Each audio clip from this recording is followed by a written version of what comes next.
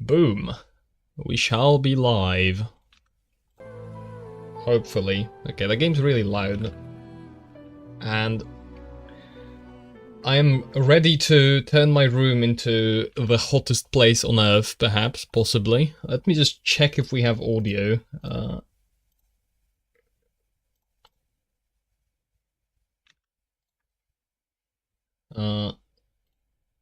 Is that audio? Is the game audio? Does that exist?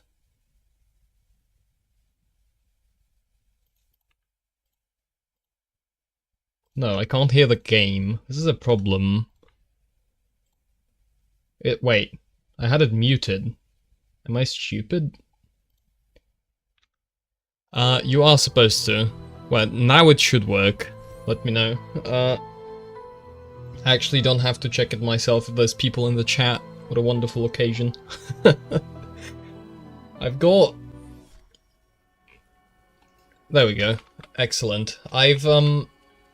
There's one change to how I usually do it, and the one change is I've switched out from like over-the-ear full headphones to just in-ear like earphones, so that I don't get absolutely massively assaulted by heat, which is a little bit... It's a little bit insufferably hot in here. That's and it's only going to get worse, but alas, there's not really a better option if I want to stream, so I'll lock myself in my room and I'll die of heat poisoning. Whatever it's called. Yeah, I'm happy to see the video going a little bit up. I figured it's probably a good... It's a good time to hit the streaming button, probably. From like a... Oh, big popularity moment, etc. But in general, I'm just kind of interested in rambling a bit. Stuff's been going on. It's been a while since I did the last one. The tradition with these streams where I stream this game and just ramble a lot, and I play on 1 life difficulty. It's like a no deaths run, so I just play the beginning over and over again, effectively, and then I ramble because I remember what the game goes like anyway, so I don't need to focus on it so much. The tradition with these streams is that I boot up the game and then I do not remember anything about the last time I played because it was like a month ago. So, as per usual, I in fact do not remember what I was doing last time I played this, but it doesn't matter. We are going to chill for a little bit. It's fine. So, I wonder if do I have anything before I start kind of rambling in the general topic? I guess I don't know, if anybody comes in and like has questions about the video, I'll answer that, but I'll just keep rambling sort of unrelatedly anyway, because yeah. Oh, my mouse buttons, because I have the like toggling the HUD, I have it bound to a mouse button, and the mouse button is not cooperating properly, because this mouse is kind of cheap. It's a vertical mouse, by the way. Because, well, I spend too much time on the computer, I think, is the valid diagnosis. But because I am not planning on stopping, vertical mouse it is. I've gotten used to it. I'm thinking of maybe having a touchpad instead, because that requires even less tension in the arm to actually like move the cursor about. So like time in between, it's an interesting time in my life in general. I've been thinking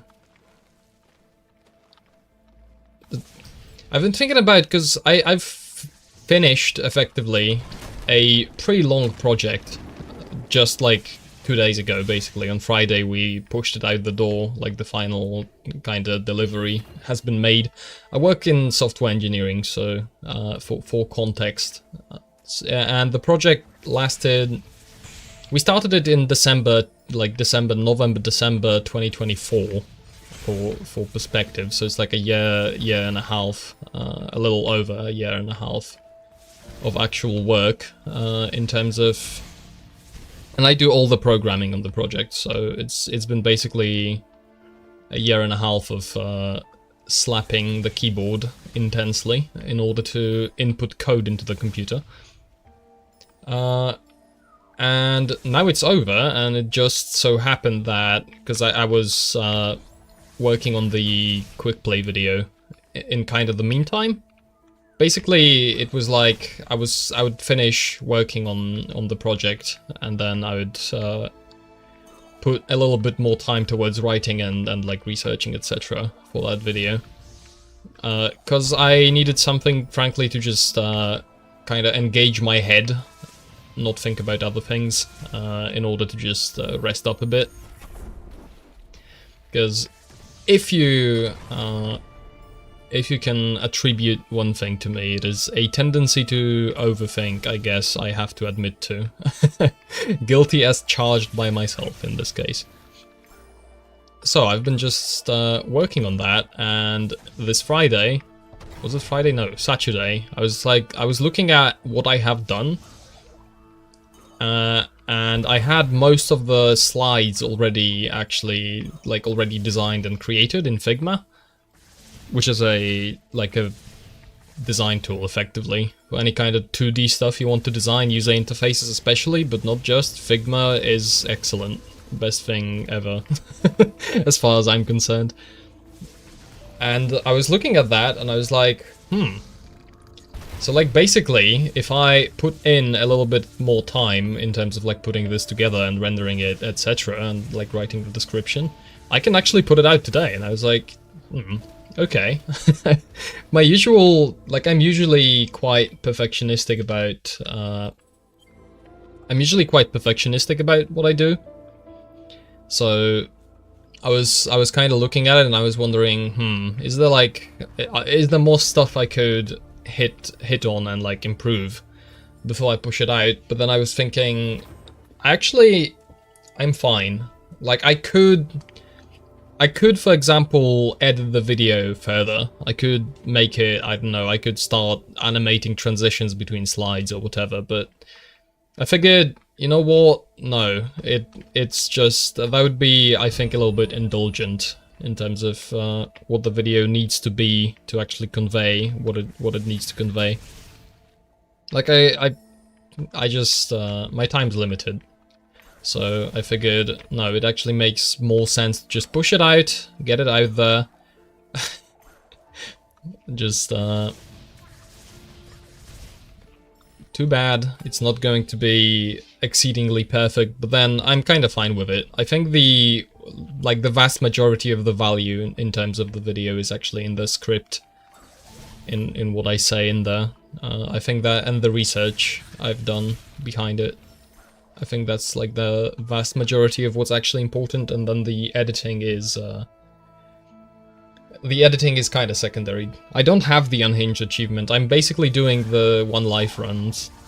That's what I'm doing, but because I'm using these streams to just ramble, and I mostly focus on actually talking, I keep dying, so this is just an endless loop of replaying the like beginning part up until a little bit after the Jinso tree. I guess eventually I'll, eventually just by like virtue of replaying it over and over, I'll inch forward a little bit every time, and then eventually I guess I'll beat the whole game. Minecraft streams better for rambling? I can't relate to that, no actually. I don't think so. Maybe it's perfectionism again. In Minecraft, I basically don't like the base game all that much actually. Because I think about things too much, I think. I can't just like build and relax. I'm like, how do I set this up? How do I make it work right? How do I make the building look nice, etc. My favorite way to enjoy Minecraft recently has been just 1.16.1 speedrunning. I really like that. Play older version? I don't like it's exactly the same with the older versions. I still have like it's.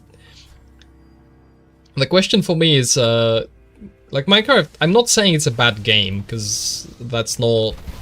It's not for me. I don't think. Over the years, I really like the I like the mechanics, like of running around, of the movement, of like placing blocks, etc. And I really like the early game the most, which is like why speedrunning is perfect, because it's all early game.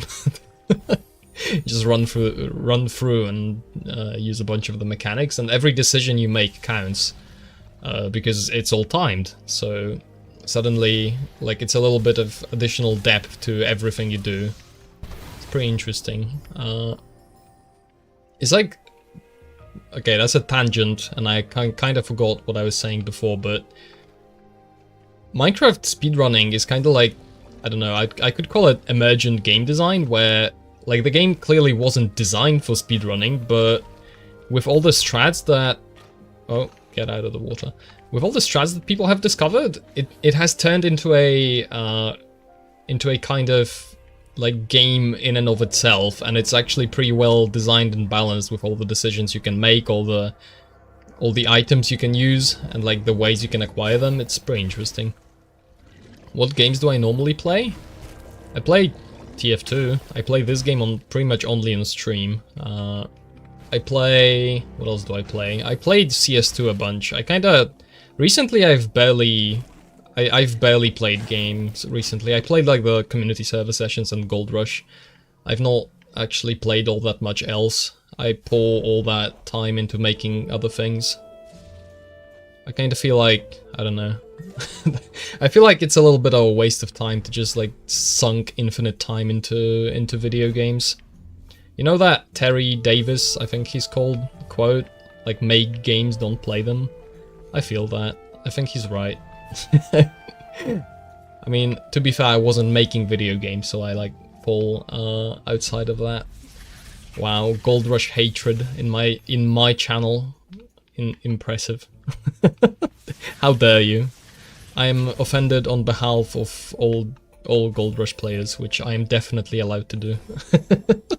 It definitely makes a lot of sense for me to do like that. It's not hatred. Wow, look at that guy. Oh, it's broken. Okay, it's sad that it's dead. It's not that dead. Like, there's a little bit of sessions going on. And by which I mean you can play from time to time. Thankfully, thankfully the sessions usually happen in times that are reasonable for EU, so I'm being catered to in my funny time zone. Double-digit players appearing only when sessions are announced in the Discord is pretty dead. Yeah, that's fair. I can't deny it. Yeah, it is sad, but for what it's worth, for what I can actually get out of it, I like it a lot. It's very nice. Oh, don't fall off. So that's where I died last time, apparently. I like slipped off the wall, because I collected like a thing that lets you cheat when you die. Gold Rush revival soon. I mean, they are working on an update still, so who knows? People love updates. If there's one thing we have all learned about video games and video gaming in general, is that you must update all the time. Everything needs to be constantly and consistently updated in order to stay in the popular zeitgeist.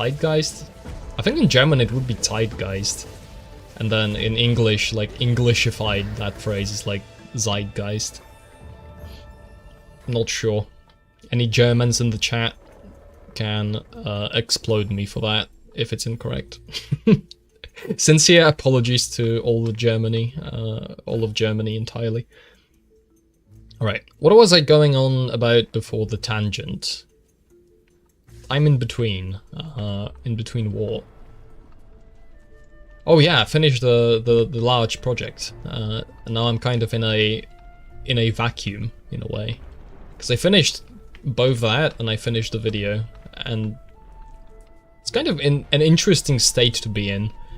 It's like I get to look at a lot of stuff and figure out, oh, what is the thing I want to do next? And then there's like a million things to do. So the actual next step for me is currently just like collecting all the stuff I need to take care of properly, and just so that I know what to actually figure out and what to do. What do I like so much about Ori? I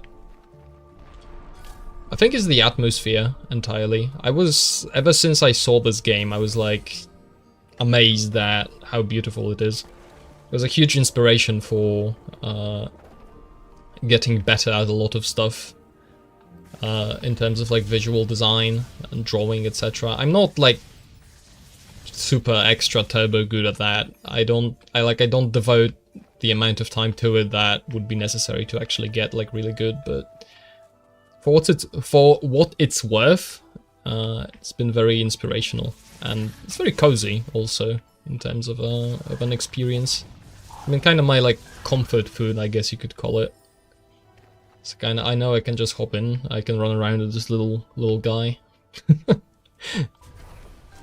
And also chat to people on the stream and provide something visually nice in the background. Is this stealing content? Perhaps. Perhaps this is actually copyright infringement the whole time. Because should I be allowed to just have something this nice without doing anything, but just, like, you know, playing the game, like purchasing the game? We should not be allowed to have anything nice if it's made by someone else, is my general stance on copyright. We should copyright everything all the time at the maximum level. Like, public domain should not exist. You should pay your royalties for using literally any idea anyone's ever made.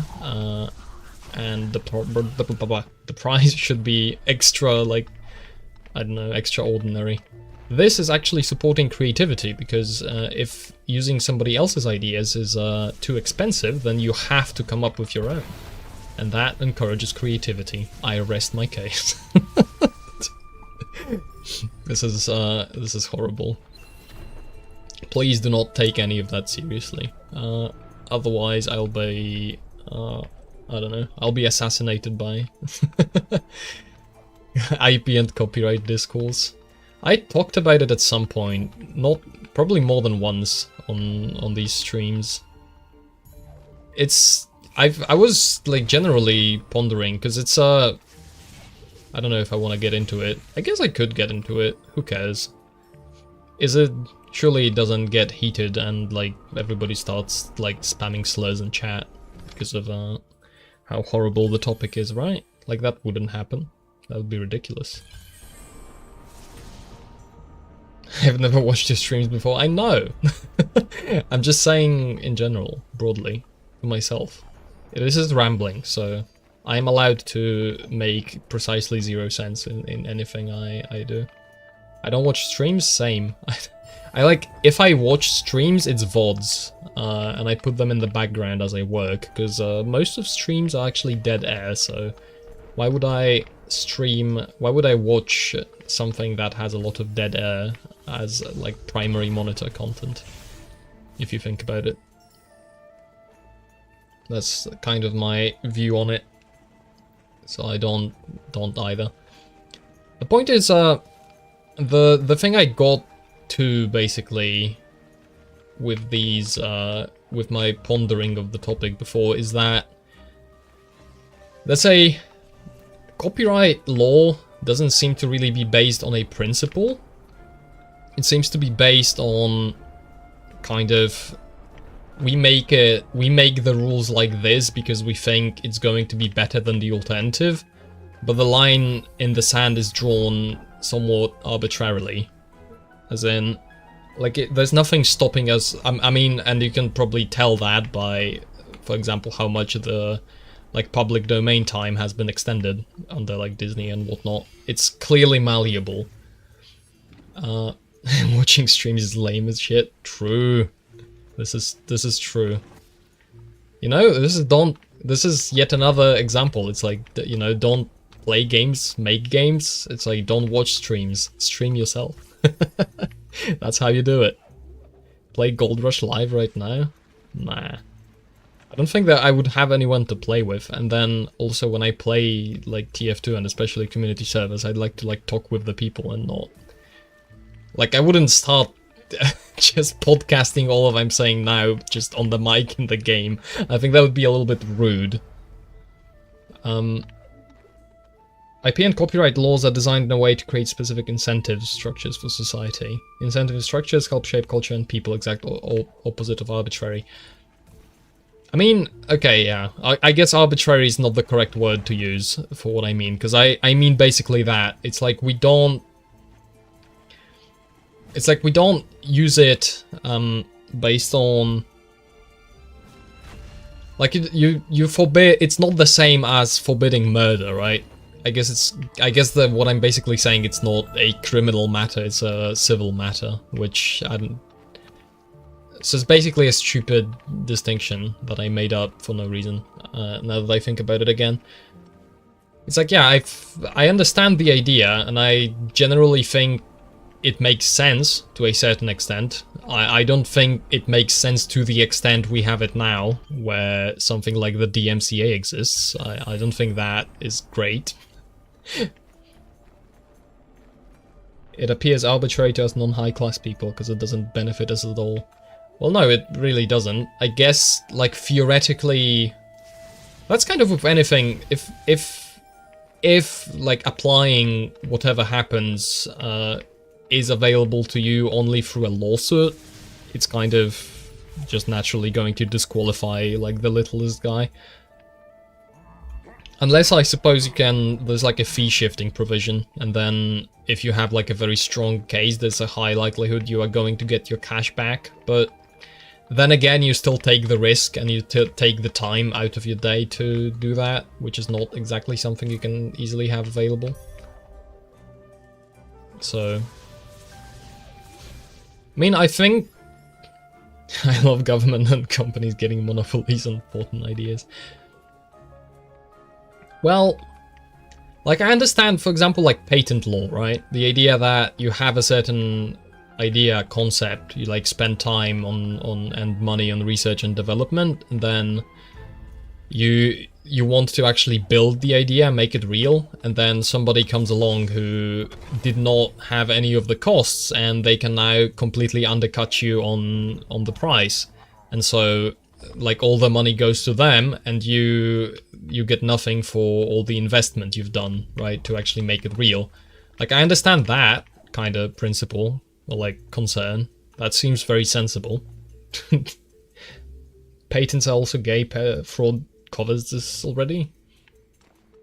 That's, like, the main argument I've heard the other way, right?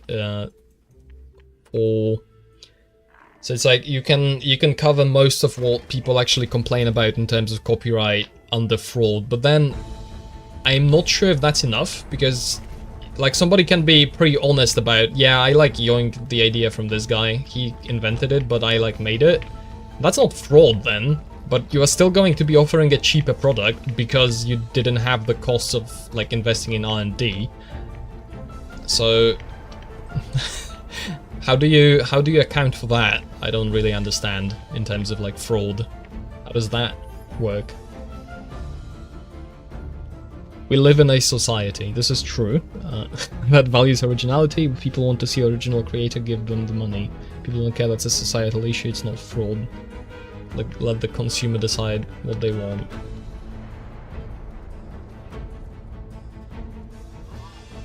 Yeah, it's hard to argue against that in terms of, like...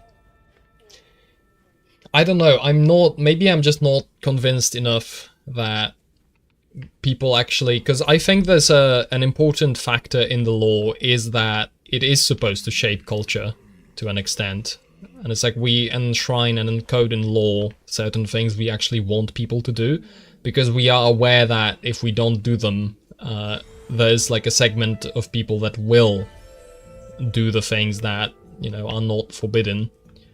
So in that way, I think it's anti-consumer practice. I mean, I suppose if you... But the question is, wouldn't it be bad for the consumer if... I guess it's not gonna stop, like, people from making new stuff, because it's still... Like, it may make them be more secretive about what they are actually doing, so that the idea doesn't get yoinked, but... Like, it's surely not gonna stop people from making new stuff. Because it's still, like, beneficial to actually make stuff. Like that doesn't stop being beneficial just because you don't get a monopoly on the thing you made. You still get to be like the first and faster. Yeah, like first and fastest and most developed on it. Like that's still valuable. And yeah, people value originality. And then if somebody is yeah, I guess actually okay. I guess actually okay, because if you look at the... Because it's like, yeah, you would... If you wanted to avoid being fraudulent and getting sued for like getting sued for deceiving people, for example, by omission, you would have to make it very clear. It's like, I yoinked the idea from this guy, and so that if that happens, to protect yourself from lawsuits, then people actually decide on originality only. And it's like, well, do I want to go to the guy who says, oh, I yoinked this, or do I want to go to the actual original guy? And then surely that has a much higher degree, like, likelihood of success. Oh, I missed a question before. When you die, do you start a new save? Do you restart the file with the Ori Ghost? You restart the file, because the one life difficulty works like that, where you just when you die, you just restart from the beginning, basically, on the same save file. So it's like the saving mechanic only lets you restart if you didn't die. You make a save point and then you respawn. You don't respawn, but if you like quit the game and return, you keep the you return to the save point. Sometimes the yoinker does it better anyhow. That's true also. I can't remember what it was. Like a somewhat topical... There's like web phishing, right? And then I know nothing about the game, but it's like the dev went away and then there's a new game that effectively copies the game but adds a bunch of feature and like continues features and continues development where the original dev left off. It's like basically if you... Like theoretically they could get hit with a lawsuit from the original guy, right? Because it's copyright infringement. Because I invented this game and then you copied it. So... It's like, they wouldn't even have to, like the original dev wouldn't necessarily even have to win. Just the threat of a lawsuit is pretty rough in terms of, like if you are starting out and you don't have a lot of money at hand, like just the threat of being sued, it's pretty horrible. Because it's cost, it's time, and it's time in the most important stage, because when you are just starting out, that's when you need the money the most. It's the most important to actually get the stuff, you know, out and done. And then if somebody just hits you with a lawsuit at the beginning, you can just get undercut. The threat of being sued is why I can't make my dream game. I mean, it's like, it's for example like with ROM hacks, right? Like there's so many people that take something that exists and like remix it into like the million Mario 64 ROM hacks, for example. It's like all of those are at threat of being removed by Nintendo. It's like, why exactly, what's the good of letting Nintendo do that? Because they can't like resell the same Mario 64 copy on their like in-house emulator? It's like, what's the good in that? What's the actual benefit? The gameplay system I want to use and innovate on is literally patented. Is it like one of these cases where, for example, like Nintendo 64, you need like to sign a cartridge or whatever, and then there's like some nonsense where the process makes it actually very difficult to... I'm making stuff up, but basically the idea is that copyright is used to actually force you to like license cartridges or whatever. And then if you don't do that, the console won't play your game, because it's like piracy protection measures, whatever, to prevent authorship, like fraud, whatever, blah blah blah blah blah blah blah.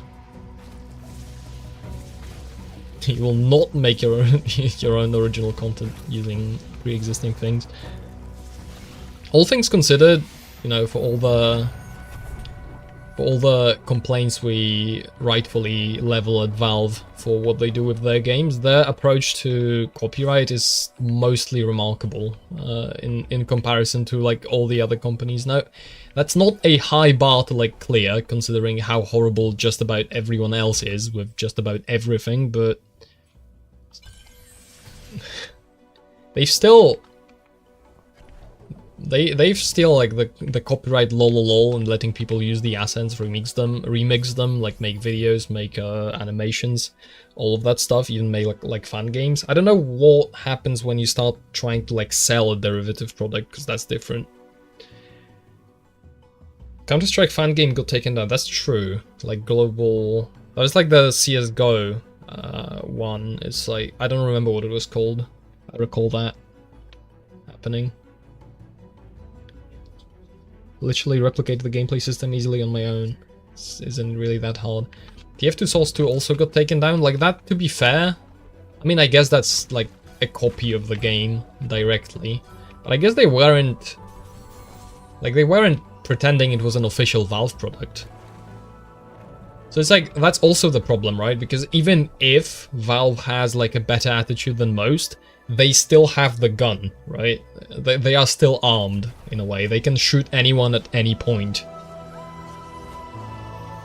Yeah, it wasn't fraud, clearly. Although I guess if they wanted to like make it extra clear that it's not a Valve product, they maybe should have called it like TF2 Souls 2 Community Edition, whatever, to like distinguish it. But then, actually, like, I guess something like Gold Rush, for example, you could say, oh, but Gold Rush also looks like an official Valve product because it's like Gold Rush and it's just like the Gold Rush update and like the Gold Rush whatever. So that's also, yeah, it's like, it's a gun and you can just get shot with it, and you can get shot with it after the fact, after a while, and even if you could defend yourself against the gun, that is going to cost you a lot of money. And then there's stuff like the DMCA that just nukes you from orbit just on an accusation, and then you have to dox yourself to actually defend against that, which is rough on the internet. Gold Rush being named that sucks balls. I kinda agree, yeah. Naming it the same as the map and the same as the update as well just makes it rough for any kind of like search, indexing, whatever. This is not gonna make any sense if you like don't code and don't code with specifically Microsoft technologies, but Microsoft, in the infinite wisdom, they had the like gigantic IDE, which is an environment for writing code, called Visual Studio. And so at some point, they've decided to make a lightweight, like web tech based version of a code editor, but not a full-fledged IDE. It's just very extensible. You're probably familiar with Visual Studio Code, and they called it Visual Studio Code.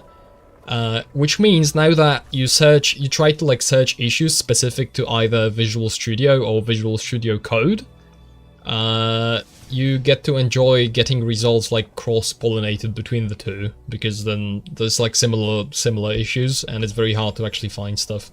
Just thank you, Valve, and by which I mean Microsoft. I never understood this fight. This is like the most cheesable fight, because there's just a built-in wall over here that you can just stand on and cheese the entire thing. I don't know what they did. Why did they did that? The mentioned companies can afford to drag out legal proceedings to drain people's bank accounts. Yeah, that's another thing. It's like, yeah, with the, because it's like with people, oh, but like this protects artists, like small guys, and it's like, are you actually able, like, I guess you can nuke someone using the DMCA, but most of the time, I hear about, like, DMCA takedowns, it's people, I guess that's why most of the times I hear about them, is because people are abusing that.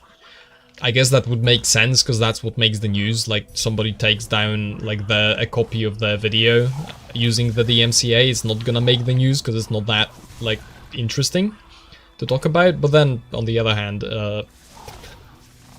like, still, the idea that you can just waltz in, like, just shoot somebody a strike and then the video gets taken down immediately, like a preemptive measure, without, like, it's guilty until proven innocent. It's like the opposite of how it should work. It's very strange that way, that this just functions and people don't really question it. I guess people do question it on YouTube, but I don't know how, because at some point, I remember at some point in like YouTube history, DMCA takedowns, etc. were very big news. Like everybody was talking about all these like false strikes and like getting people's videos taken down. It was seen as a very like culturally thing you are not supposed to do, like very lowest of the low type of behavior. And then at some point that stopped, and it kind of just, I feel like it never came back really. I don't know why. I love getting my videos copyright claimed for using music from 20-year-old games. I mean, yeah, it's like people talk about using video game music in their YouTube videos as in like, oh yeah, right, just you know, I can use music from this or that game. It's like that's still copyright infringement when you do that. I'll have you know, they don't they won't DMCA claim you because people are allowed to make videos. Thankfully, people are allowed to make like gameplay videos, so they can actually use they can't exactly prevent you from using the music ever. I missed. Whoops. They can't prevent you from doing that automatically, but that's still like you could get dinged for that eventually, because it's not like you paid to use the music or like you have a license or whatever. So they could screw you over at any time, depending on what they want to do. And there's like not really anything you can do about it. You just, I don't know, compose your own music, lol. What do you mean it's like there's virtually zero impact on the original creator or whatever for you using it on YouTube in your video in the background? But, well, no, you gotta pay the license. You gotta pay the license. It's very important to pay the license. It is fair use? I don't think it is. Why would it be fair use? It's not transformative of the music itself. You're just putting the music in the video. It's like fair use, I think, covers... Like, I guess it's no, not really. It's not transformative just because you put it in the video, surely. I mean, I'm not familiar with exactly... Like, I'm not a lawyer, whatever. The beautiful acronym of IANAL. It's beautiful. Using it in a video is fine most of the time. I don't know. I don't know if there's actual... Maybe that's something to look up. If there's actual court cases discussing that. Maybe. I could not tell you. Not familiar enough. This is my favorite sequence in the entire game, by the way.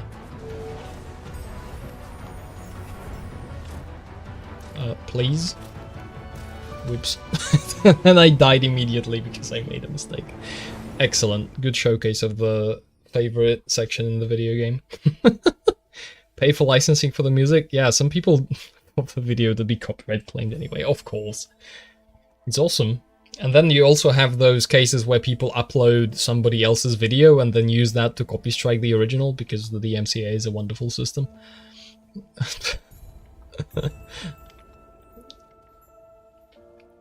Anyway. Alright. Since we are back at the beginning, I can also go back to the beginning out of the topic of copyright, because who likes copyright? Nobody. That's right. Nobody likes it. Nobody would ever talk about copyright willingly if they weren't forced to do it.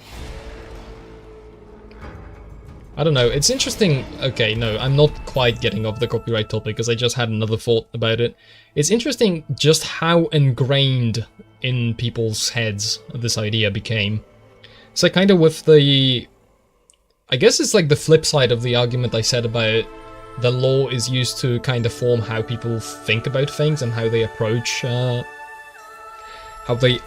certain ideas and how they think and conceptualize things. It's like that is exactly what happened with copyright, right? It's like people, for example, it's like, oh, he stole my idea. It's like, it's very pedantic when I say this, but I say it nonetheless because piracy is not stealing and copyright infringement is also not stealing. It's unauthorized copying.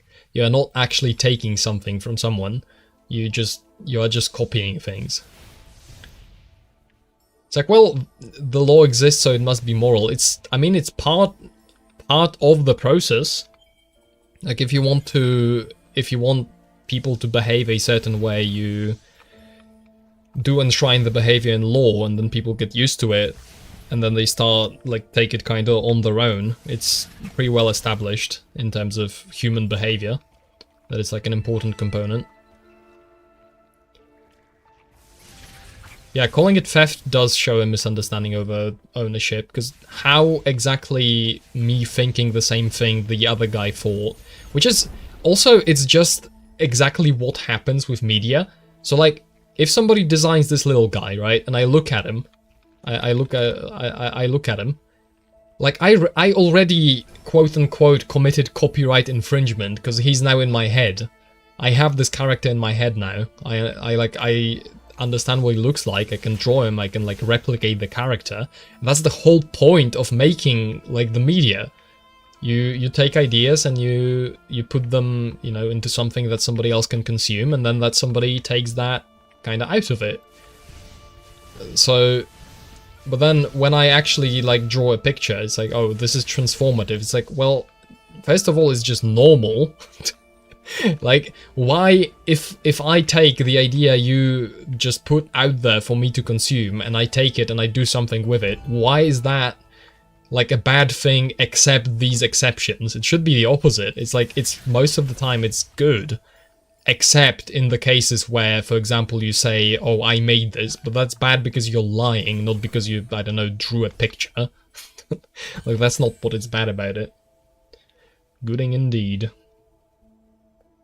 Leaves very little room for inspiration derivations based on previous stuff, because it'll be logical stretches made to prove you're infringing on IP. Yep. It's true. What can I say? It's not a physical item. It's like, yeah, it's people who are not very familiar with how technology works also don't realize that by virtue of just, like, you can't look at an image on the internet without making a copy of it. And the image, that to put an image on the internet, you are also making a copy. And then a lot of the time you create multiple copies of it because you load it, you don't always load it from the one copy you created originally. So it's like you don't move files. There's no such, in terms of computing, the idea of moving data is doesn't exist really, unless you, I don't know, like you shove it on a pen drive and yeah, and you carry the pen drive around, then you can say you are moving data. But generally, there's no moving data. You're just making copies and then optionally deleting the original.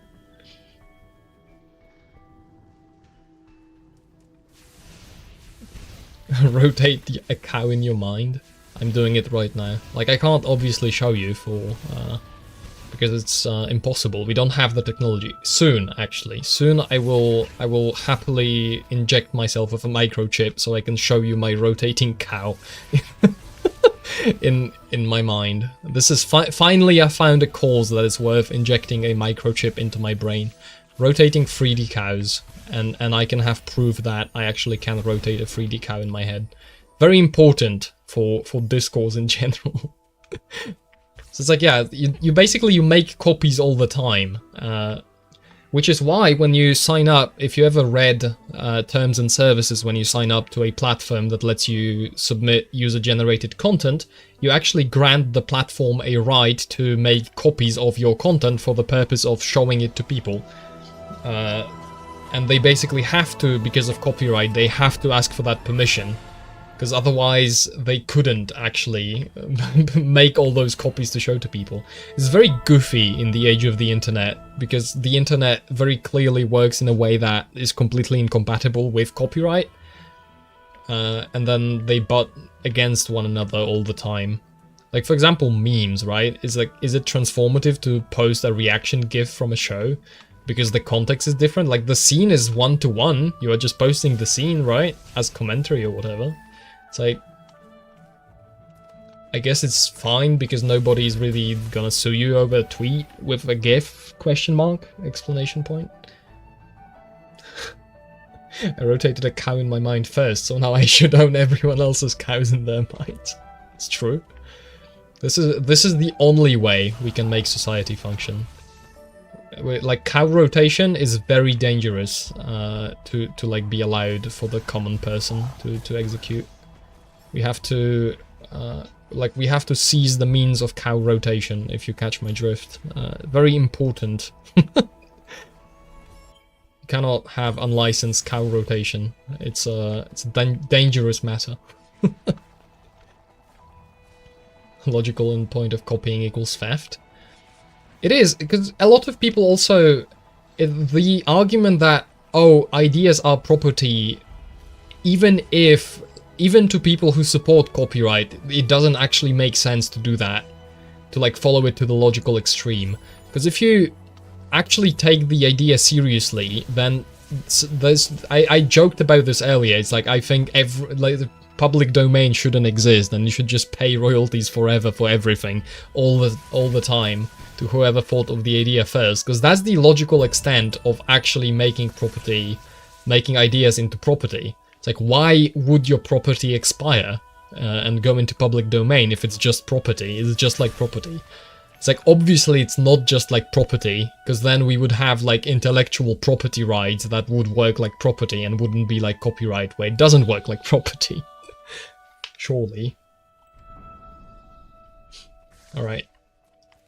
I should probably get back to the original topic, maybe. Royalties for everything all the time. That's probably a song. Surely that's a song I shouldn't like have pop into my head, but I don't because I'm uncultured. Persistently uncultured. That's my tagline, basically.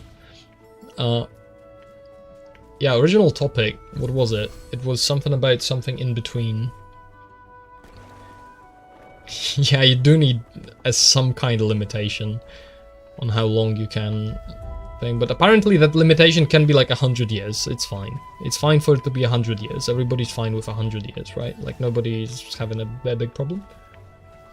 Oh, welcome to the internet.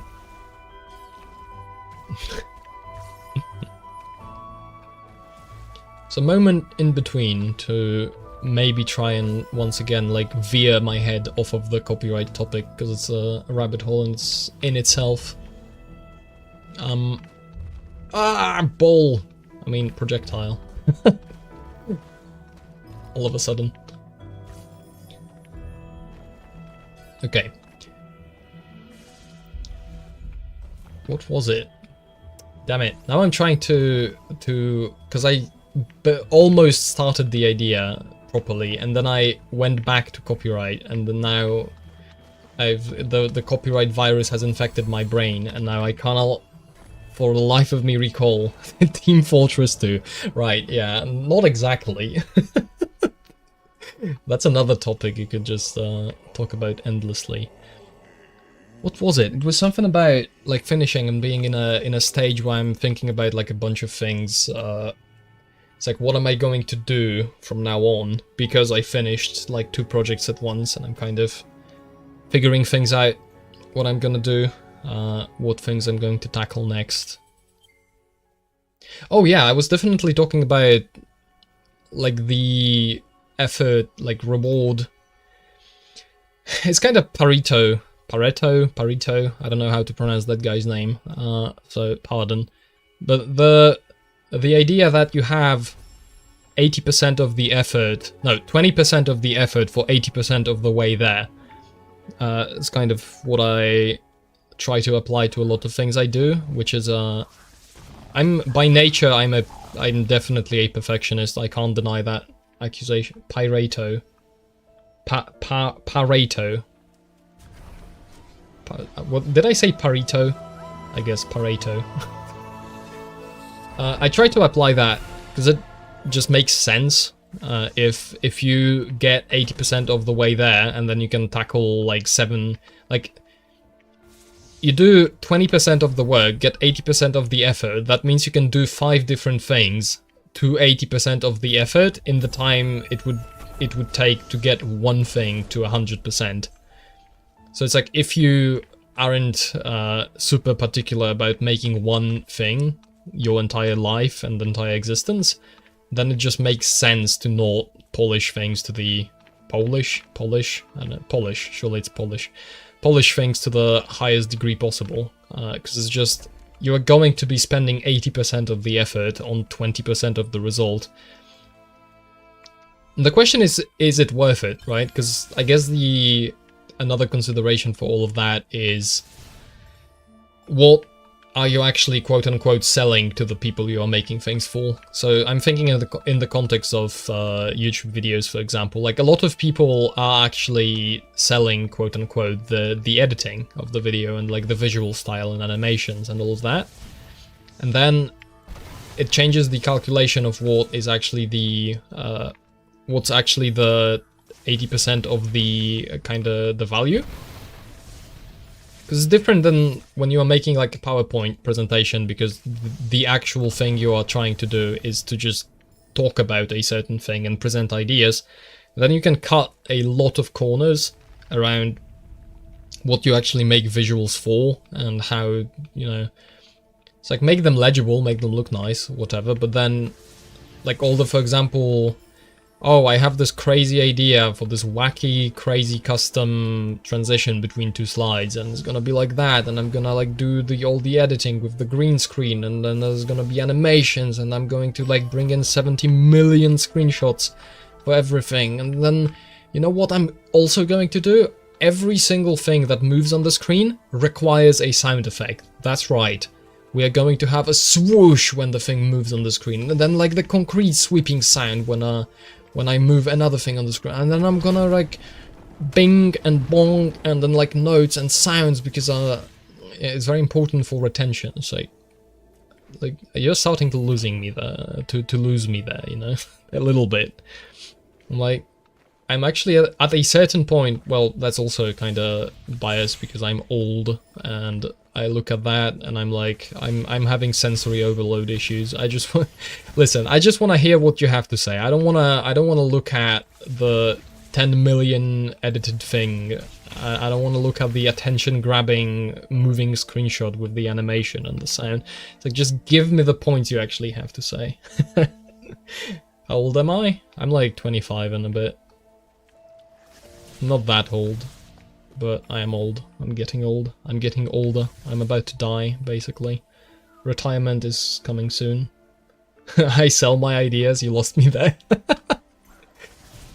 It's a...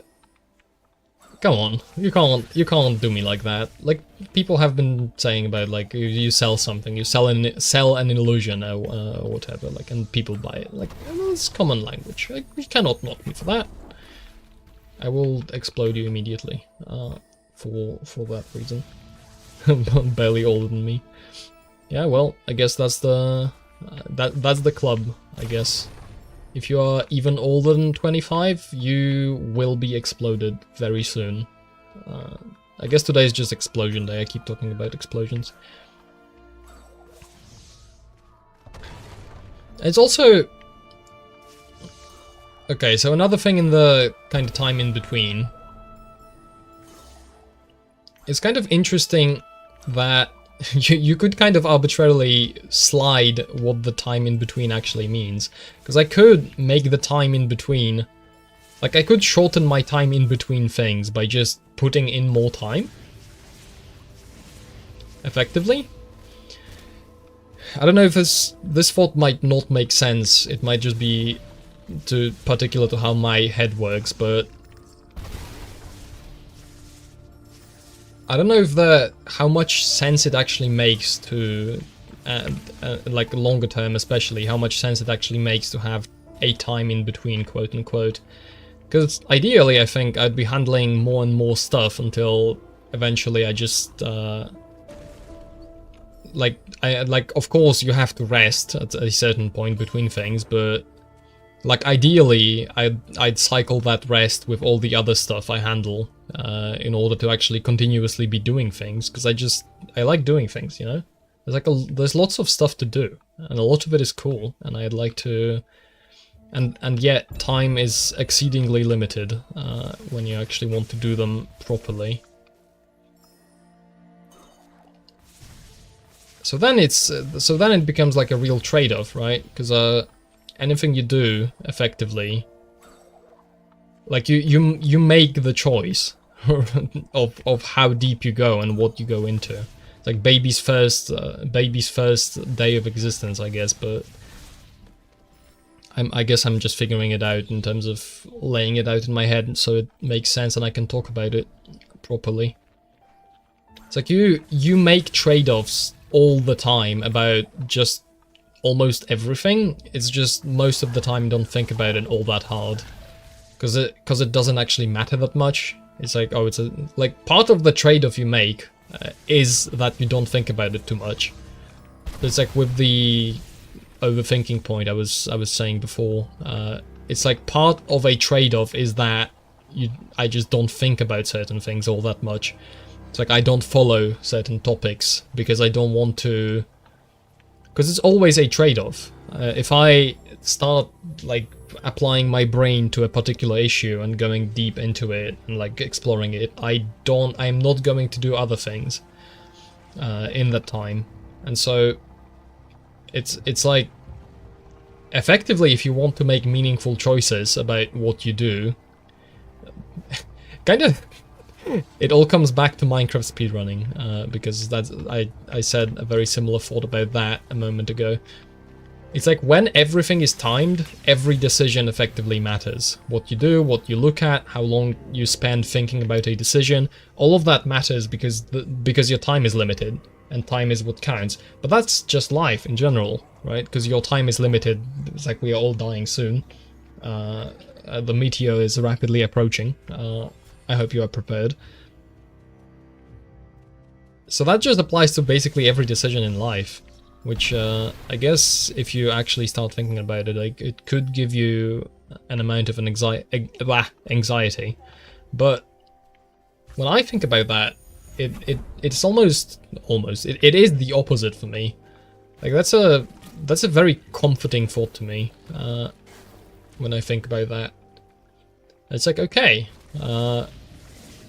like, because maybe that's like an aspect of perfectionism, but for a lot of stuff it was like, well, it's important, like, how do I get this right? There's like so much to think about, so much to arrange properly, so much I died again. So much to consider, so many things to like juggle to actually get like the most value out of that. But then when I actually look at the full scope of things, of life, of various things to handle, you're never getting this fully optimized. It's just not happening. Because the sheer amount of things you could be choosing and you could be changing and you could be doing in so many different ways, it's unfeasible to even consider all of it. Not to mention actually like doing it and figuring out which is the best, etc. It's kind of an interesting thought in general, where...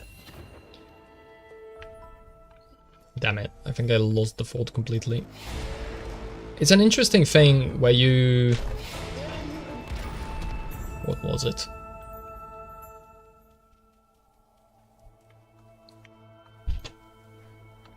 Like all the time you make decisions.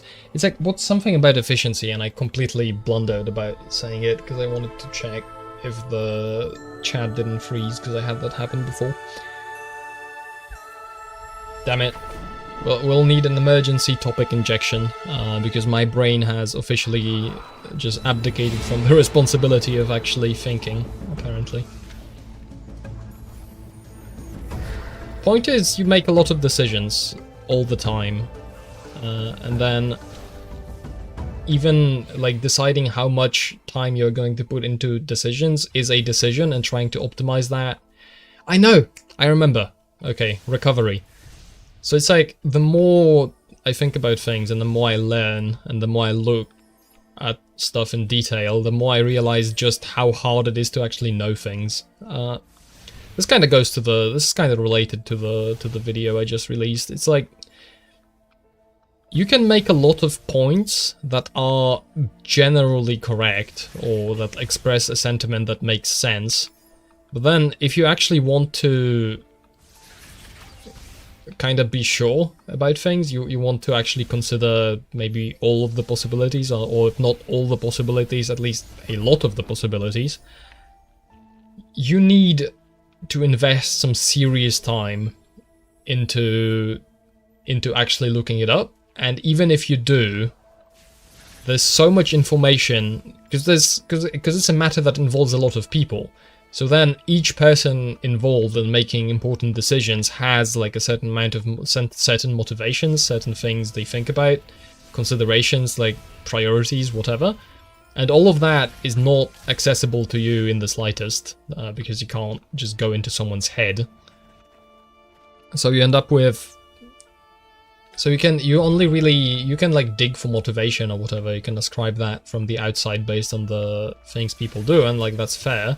That makes sense. You have to like proceed in the world somehow, but to actually consider something in its totality, in its entirety, have all the information is basically impossible. And it's like, it's the same with like, oh, scientific studies, right? Do you have a study for that? Do you have a source? Did somebody with a degree and like a suit and tie and a like lab coat, did somebody like that say it?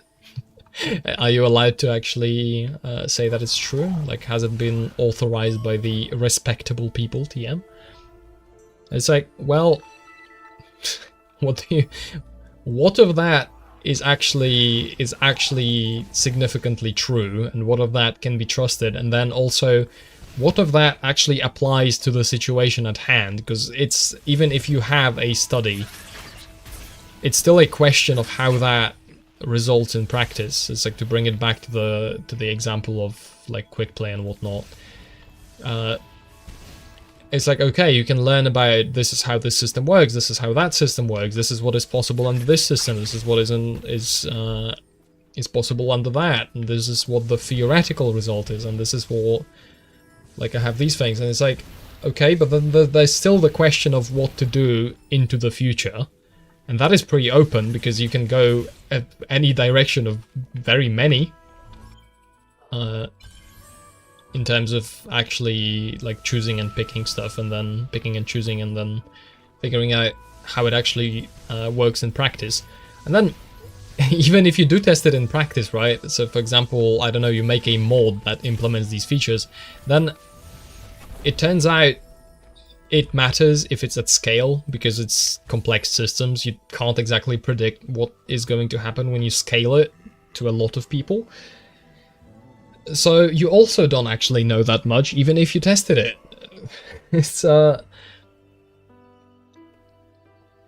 like much more, just many more things actually work off of heuristics than you would assume when you kind of try and go by the, oh, you know, have you researched it and are there studies and whatnot. It's like, when you actually make things, and they are new things, that usually you are just going to start making it, and then you figure out how it works from there. And then there's no like guidebook. It's not, I don't know, you get the achievement or whatever, you unlock the recipe book, and then, you know, unlocking that in the recipe book tells you that, yes, you got the correct and best solution to the problem. It's like, no. There could have been a more optimal, better solution and way to do it. It's possible, but then if you want to actually like research that and try and figure out if that's true, you need you need to look it up, right? Somehow you need to spend time thinking about it, and maybe like trying and experimenting, and that also takes time, and you could be investing that time into actually doing the main thing you care about. It's like, how long do you spend worrying about? I think the principle this comes down to at the end of the day, that I think is pretty good, is you split it into two phases. Like, first phase is you think about things, you consider options, you like weigh pros and cons, and you look at all of that. And at a certain point, and you probably want this to be at like a reasonable time into the process, at a certain point you just pick a solution, and then you stick with it. You execute on the idea. You just, this is the direction I'm going, and unless I see like a wall rapidly approaching, I'm just, I'm going to focus my attention on just going as fast as I can in that direction, because I think it's good. And then that benefits you in the long term, because if you usually, if you haven't just completely fumbled the bag and everything, usually the work you are going to be doing will be able to be reused down the line. Like usually you are not making just completely trash, useless garbage. So often you will be able to reuse it. And then when you start doing, even if you change directions and shift gears later, you already have a bunch of work and you already have a bunch of experience, so the shift you make is based on more knowledge and on better thinking than you could do before you had experience. So it's quite important to just apply yourself to it. And over time, I've discovered, and this is maybe also like baby's first discovery about life, that, you know, going back to like perfectionistic tendencies, it's like very important to not consider that too hard. Just think about it, like try and notice, is there anything that's going to like kill me if I fail it? Because then you want to think about it harder, but if you don't think about it harder, you just pull the trigger kind of on it. Like with the video now, right? I was like, okay, this is pretty much done. And I was like, I had the thought of, well, do I improve it further? Do I do something else? Do I add to it? Whatever. And I was like, no, I'm just pulling the trigger. I think it's good enough. I think it's going to be... I think I've put enough effort into it. I think the quality is high enough. And then delaying it and like mulling over it and considering whatever and thinking is just wasting time. I could just push it out there and then it could be done and people could already... Because it starts processes, right? You start... When you communicate stuff to other people, like those other people start doing things based on what you communicated to them, based on what you gave them. And like the sooner you start that, the sooner you will have results for it. So that's also something to consider. If the faster you get stuff out, as long as it's like good enough, the faster like a bunch of processes start happening because other people start bouncing off of the idea and doing other things. So it's like a lot of stuff, you could say.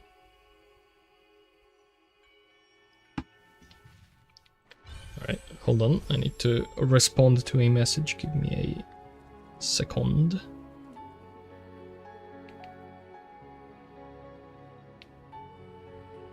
Boom. Message replied to... I could say pardon my French, but I don't know if that's French. That might be offensive. Ahead of time, big sorry for all the people I've horribly offended by this horrible accent. Genuinely terrible, etc, etc. I will never do it again. That's false. I lied. It will happen again. You can have my sincere apologies, I guess. If by sincere you mean, like, temporary. It's interesting. I don't know if I had anything else in mind in terms of what I wanted to talk about. I've hit on the... I kind of didn't hit properly on the period in between. I guess that's the context. That's not really something to talk about. It's just a time between other things. I'm just having a bunch of doing a bunch of preparations for what's going to happen down the line. Pretty interesting nonetheless. I'm curious as to what is going to happen with the video I released. It's had very positive reception, which is nice. I was hoping that people are going to like it in terms of approach. I've tried my best to be informative with it and not lean into a side too hard to the point where it would alienate people. I think that's been done. I don't know, we'll see, because it might go further. It's interesting, I also thought about it in this way. It's like if I wanna, because I'm generally trying it to see... Haven't seen it yet? Well, if you have like a spare 50 minutes, or I guess if you like watch it to X speed, it's less. I don't exactly speak quickly in it. I want to be like clear and understandable. It's like if I'm kind of trying if my approach to handling things is sensible in a way, because I spent a lot of time thinking about things and not really saying much out loud. I'd mostly just watch things. I wouldn't speak.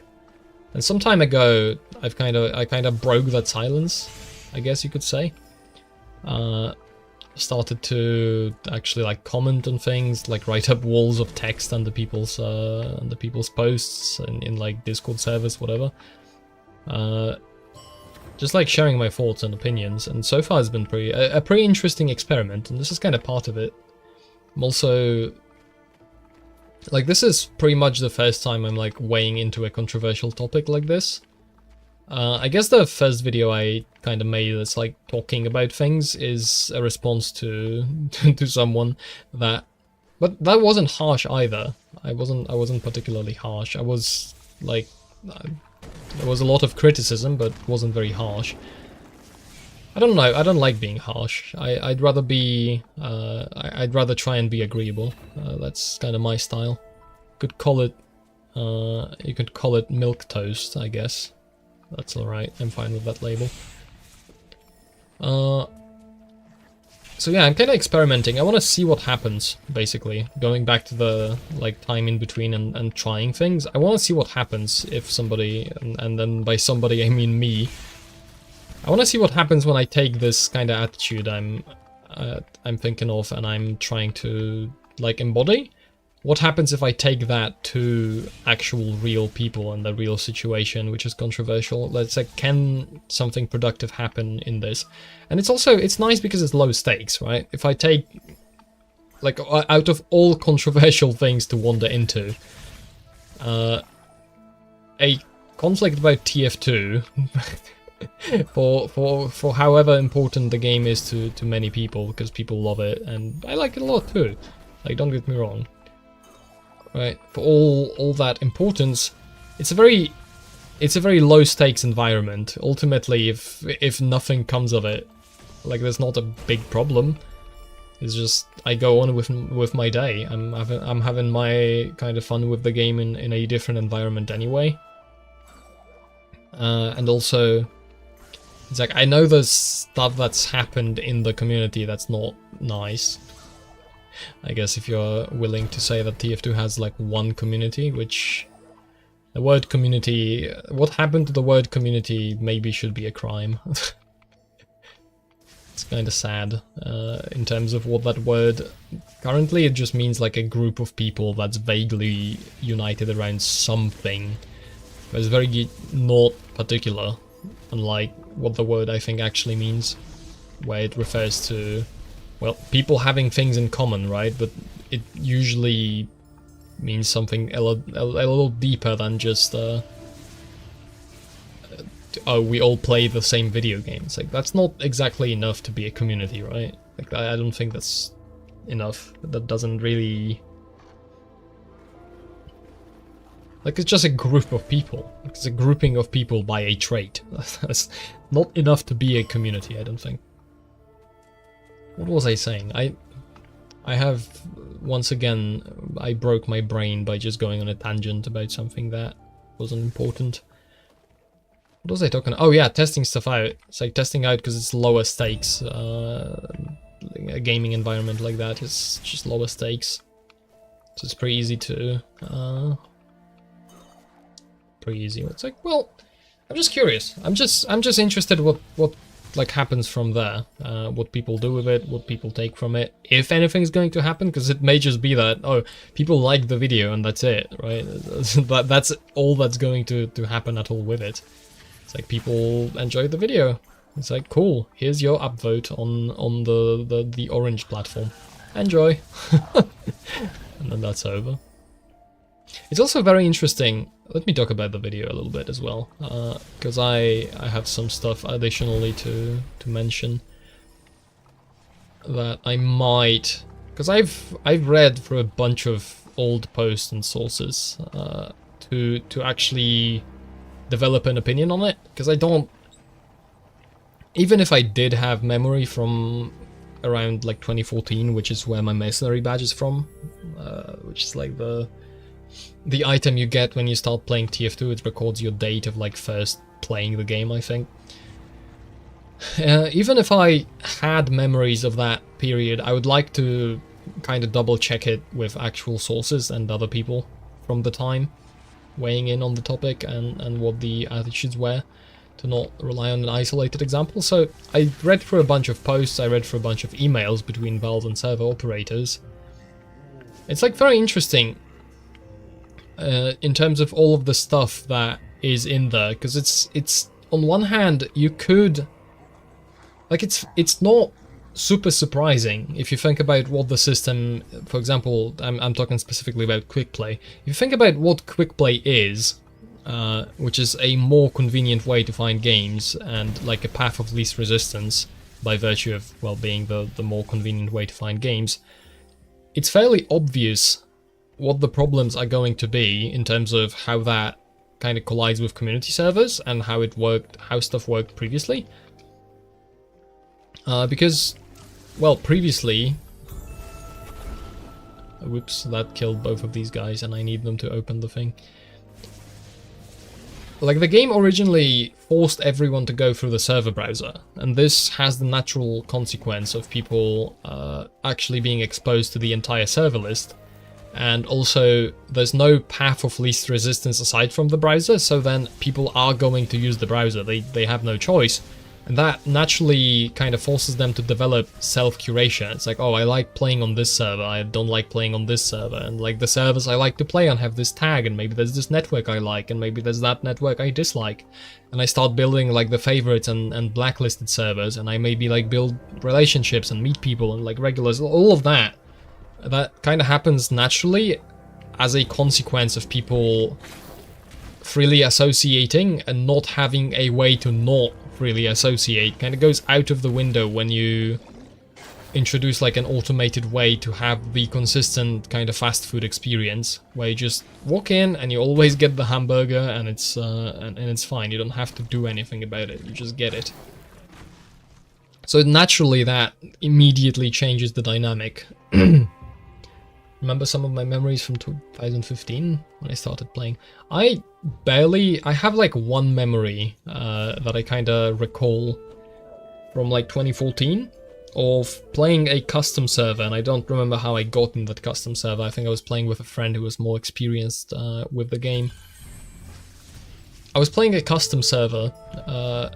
It had like a map where there's like two bases. It was dev textured, I'm pretty sure. It had like two bases, and there was a walkway high up in the air that you could also get up to and use. I do not remember at all what the map was called. I remember like it being... Oh, I also remember that I thought certain items were overpowered, and like because my friend had it and I was a filthy free-to-play and I didn't have anything, I was like, well, he has an advantage all the time because all the weapons he uses are just better, and it's like he had the black box and it was like, oh, but he gets health, and like... And I was of course bad because I was new to the game, so I couldn't beat him regardless, but I remember the feeling of unfairness, like, oh, like he has the soda popper and he can like jump and stuff, and he like does so much damage. It's like, well, a lot of the doing so much damage was because he was just good at aiming, and I don't even know if I knew about mouse accel at that point, like disabling it, so I was probably terrible, but that's like the kind of memory I actually have from the time. But in terms of actually like using whatever method to join games, I don't know. I don't remember much. So yeah, going back to the fort, like, it was pretty obvious from the design of quick play that there would be tension, and then as they introduced Valve servers by default, that was I think if you want to point to the time where community servers basically died, I think that is basically that is probably a more appropriate time to point to than actually Meet Your Match, because Meet Your Match is like, you know, the guy's already on the floor, barely breathing, and then you like jump on him from like to like finish him off. That's Meet Your Match. But the damage, it was successively being done ever since quick play started, basically, because and I don't think it like, I don't consider it particularly malicious or done in whatever kind of intent of like, oh, they wanted to destroy the game, or like they wanted to kill all the community servers. Like, well, I understand if you like want the oh, hello, Richter. I don't know if Pikachu is still here. He's not sent a message for like 10 million years about. I think it like fairly simply flows from wanting to provide like a consistent, samey kind of default experience. But it's also interesting because on the other hand, you can read in the emails, and that's linked in the spreadsheet as well. You can read in the emails like people from Valve directly referring to like the variety of servers available in the server browser, and like generally in the game, the variety of the experiences you can get, like, oh, that's important. And when they mention putting players with like low hours into Valve servers specifically for like the first 12 hours or whatever, they mention it's like, oh, we want the players coming in to have the vanilla kind of controlled default experience, and then as they get more experience, we want them to like experience the whole diversity of what the community has to offer. And then that kind of seems like it just faded away. It's like it seems also that the amount of communication kind of dropped as well around the time where they made it Valve servers by default. Around that time, they basically made it. It seems like the communications dropped a lot around the time, because there's actually like a decent amount of they answer questions like that people have about quick play. Like server operators ask like, what do I do that? And there's like emails clarifying that, and then it seems like it's just radio silence after that change. And apparently it was also described as temporary at the start, and then there's emails from server operators asking, it's like, oh, if it's temporary, then when are you going to revert it? And then they just never did. They just made it worse. Hello. Did I say Junglex? Jungle X. Hello. Hope you've enjoyed the PowerPoint presentation. I'm kind of... You showed up at the right time. I'm kind of talking a little bit of a follow-up to that in terms of like additional bits and bobs from the emails and posts I've reviewed. Just Jungle? Okay. Jungle E. You know what? What if I referred to you as Jungle E the whole time? Would that be offensive? So, there's like a time capsule, basically, in those emails. It's very interesting. If you are kind of like me and you are somewhat interested in the topic and understanding what the hell is going on, and like what the attitudes were, these emails from like between server operators are very interesting because they are from people who are much closer. You might have been. I don't know if I asked. Surely I didn't ask how to pronounce your name last time, though. Surely I didn't. And if I did, I don't remember, and I'm very bad for that. But in my defense, my memory is terrible, which is hardly a defense, but alas. The emails from the server, like between Valve and server operators, and also like between server operators just chatting to one another on the mailing list. What's very interesting is that those people have a higher degree of technical knowledge about what the game actually works like, and you know, hosting servers and like plugins and whatnot.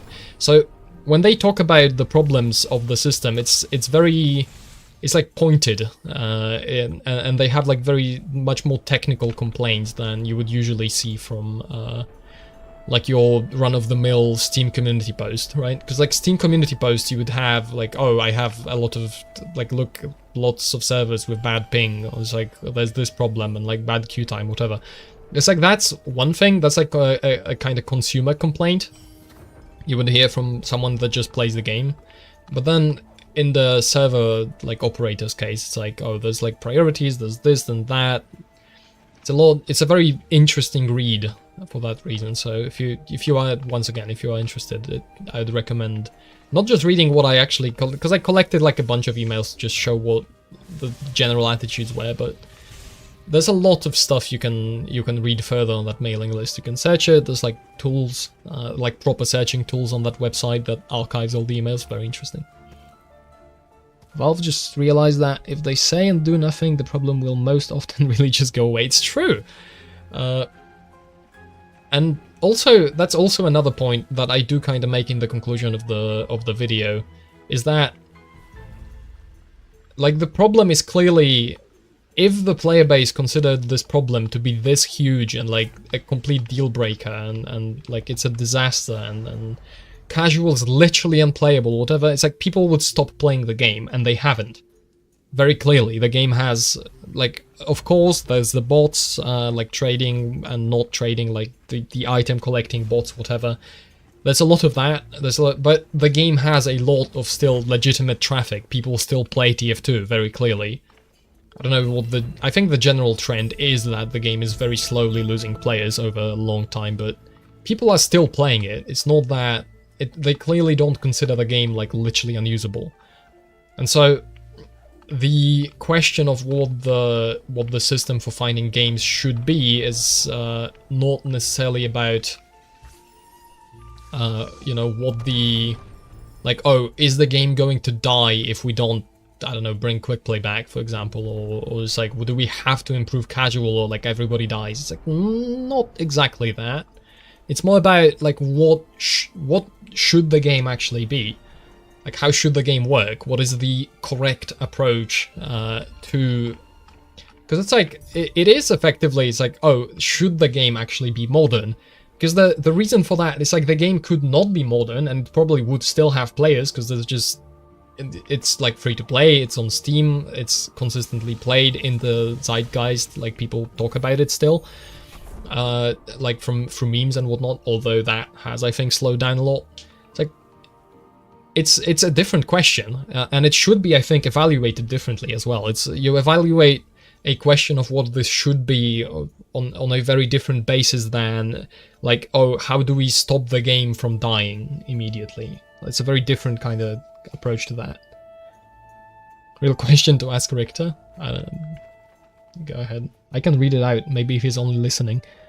If you could answer. People I know say your profile changed from the purple VHS to monochrome VHS was because people thought you were gay. Okay, I was getting ready. There's gonna be like a serious discussion. I was interested in what this question is gonna be. Maybe like something about the history of the game or whatnot, like research. No, it's the it's the gay cassette player. Excellent, like VHS. Fascinating. When people say that casual is unplayable, they most often mean that it can surely put you in the server, but the experience is dog shit. Yeah, but then it's an exaggeration, right? But it's when you actually want to sit down and properly discuss the issue, you kind of have to let go of the exaggeration, or else you're not exactly talking about what the problem is. You're not talking about exactly what the problem is. You're kind of talking about what the you're kind of talking, like, you take the exaggeration literally, and then you are talking about, oh, it's literally unplayable, and then someone who actually wants to discuss the real problem has a problem with that, and then you start discussing, like, definitions and wording and semantics, and it starts being, like, really annoying also. Reality is, SBM images doesn't work for the game like TF2. As he said in the video, the game just has way too many variables to account for, many of which require literal thought reading. I'm not joking, I have that in PC. In general, from my... Because I did a bunch of arguing about the, like... I don't know, maybe... I guess it's fair to call it arguing. I did, like, a bunch of, like, conversations and whatnot about casual quick play and, like, those systems. It's very easy to start being like, oh, but what is actually casual and what is actually quick play and what's inherent to one and what's inherent to the other. It's like... It's so easy for the... And I think it's because people have been very antagonistic and kind of on each other's case about the whole issue, which has produced, like, people being very trigger happy in terms of kind of opting out of like, more nuanced discussion to use the magic N-word. Wait, no. I didn't think about saying that ahead of time. Like, people just... It's difficult. It's difficult to actually... The issue is very complex, and why I wanted to make the video and kind of take it as a whole and discuss the whole issue is because it's like, as I think you've... Like, your response currently, and other people also in the comments that have been talking about it, I think it's fairly obvious that the video isn't like, oh, I am here to deliver the definitive take. I have resolved the quick play versus casual issue. It's over, it's done, it's dusted. You will never have any problem again because I have delivered the correct take, TM, blah blah blah. It's no. It's not the intention, that's not the idea.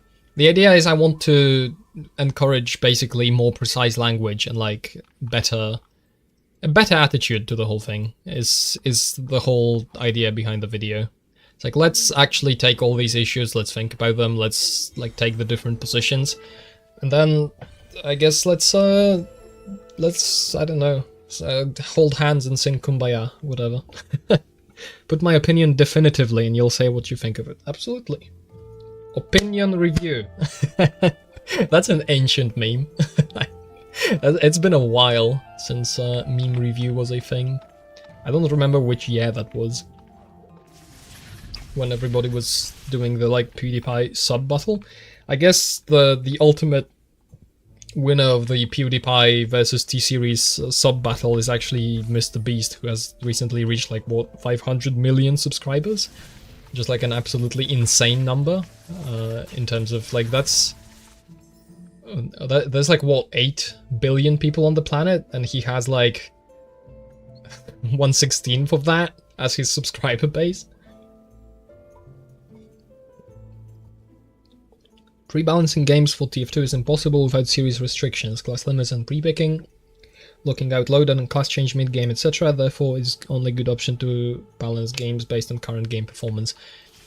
I think that's I think sensible. I'm not fully certain if it's like literally impossible. Like, oh, you're not kind of done. I'll start talking about what you already said because it's already something I can kind of weigh in on. It's like SBMM. In the kind of skill-based matchmaking I describe in like most of the in the actual section explaining SBMM, that kind of it's kind of like traditional SBMM where you run the game and then you finish it. That's not like the redesign option. It's different from that because it doesn't consider. It like the redesign option that keeps some form of SBMM and MMR doesn't consider it. It's like, consider that the reference point is quick play, which is quick play like at its base is just like a random assignment, right? There's like no curation in terms of what kind of skill is on what team. You just throw players in, let them kind of handle it themselves through team switching or like voting for team scrambles or automatically scrambling. Which, for the record, I think is perfectly fine. It clearly works. It works for community servers as well. You can usually scrambles are pretty like good enough. You can just you can have it that way. It's not a problem. But then also,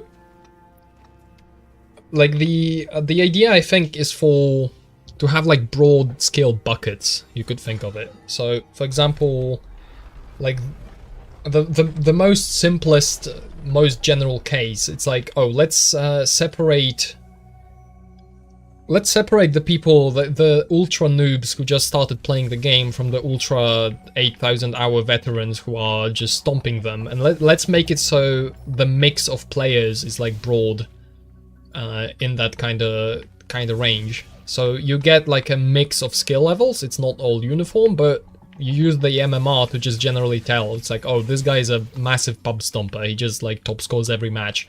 So he has high MMR, and so we know that if we put him with Jose Gonzalez 2007, and times 12, then these Jose Gonzalez are just gonna be feeding him kills, and it's probably not gonna be fun. So you can kind of use MMR to broadly separate those players into buckets while not actually trying to balance every match, because you still leave the scrambles and auto balance and whatnot to actually do the thing.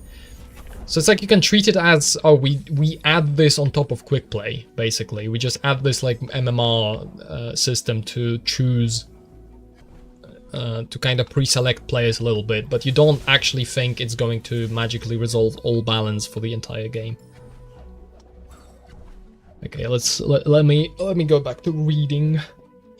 The way how Scramble works can be adjusted in the way you proposed, but in general, just allow people to join game directly as well as through Game Coordinator, Quick Play or Casual 2.0, I don't care.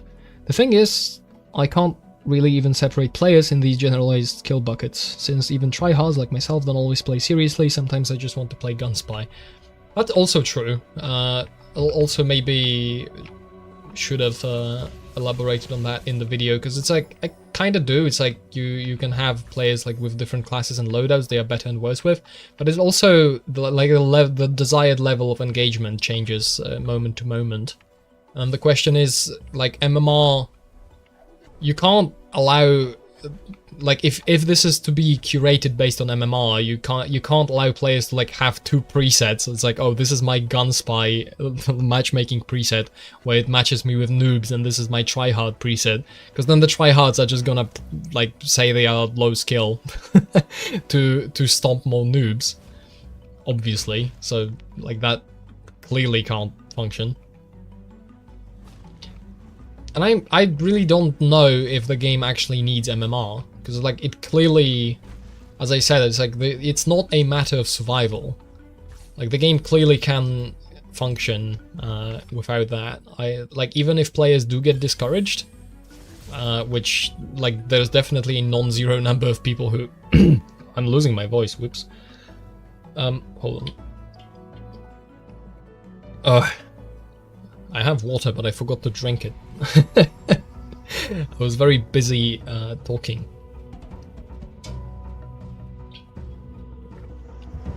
Like very clearly you have people who... I've completely lost my thought. Excellent. I'm being sabotaged by my own throat. This is a disaster of the highest proportion. I'll beat this guy and I'll read the message. Give me a hot second. Also, this time when we get to the funny sequence with the complicated thing, I'll actually shut up for a little bit and just complete it instead of talking and dying. If that's alright with you. If you allow me to not die, I would be appreciated. Yeah, good English, excellent, banger. Okay. In addition, let's just say I'm a Scout main cracked beyond all logical and biblical reasons. Scout is insanely powerful, but let's assume the map played is Dust Bowl. Yeah, you see what I mean? Yeah, I see what you mean.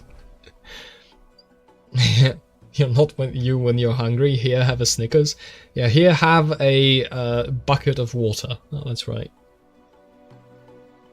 Because my cup is metal, so you can basically consider it a bucket if you think about it.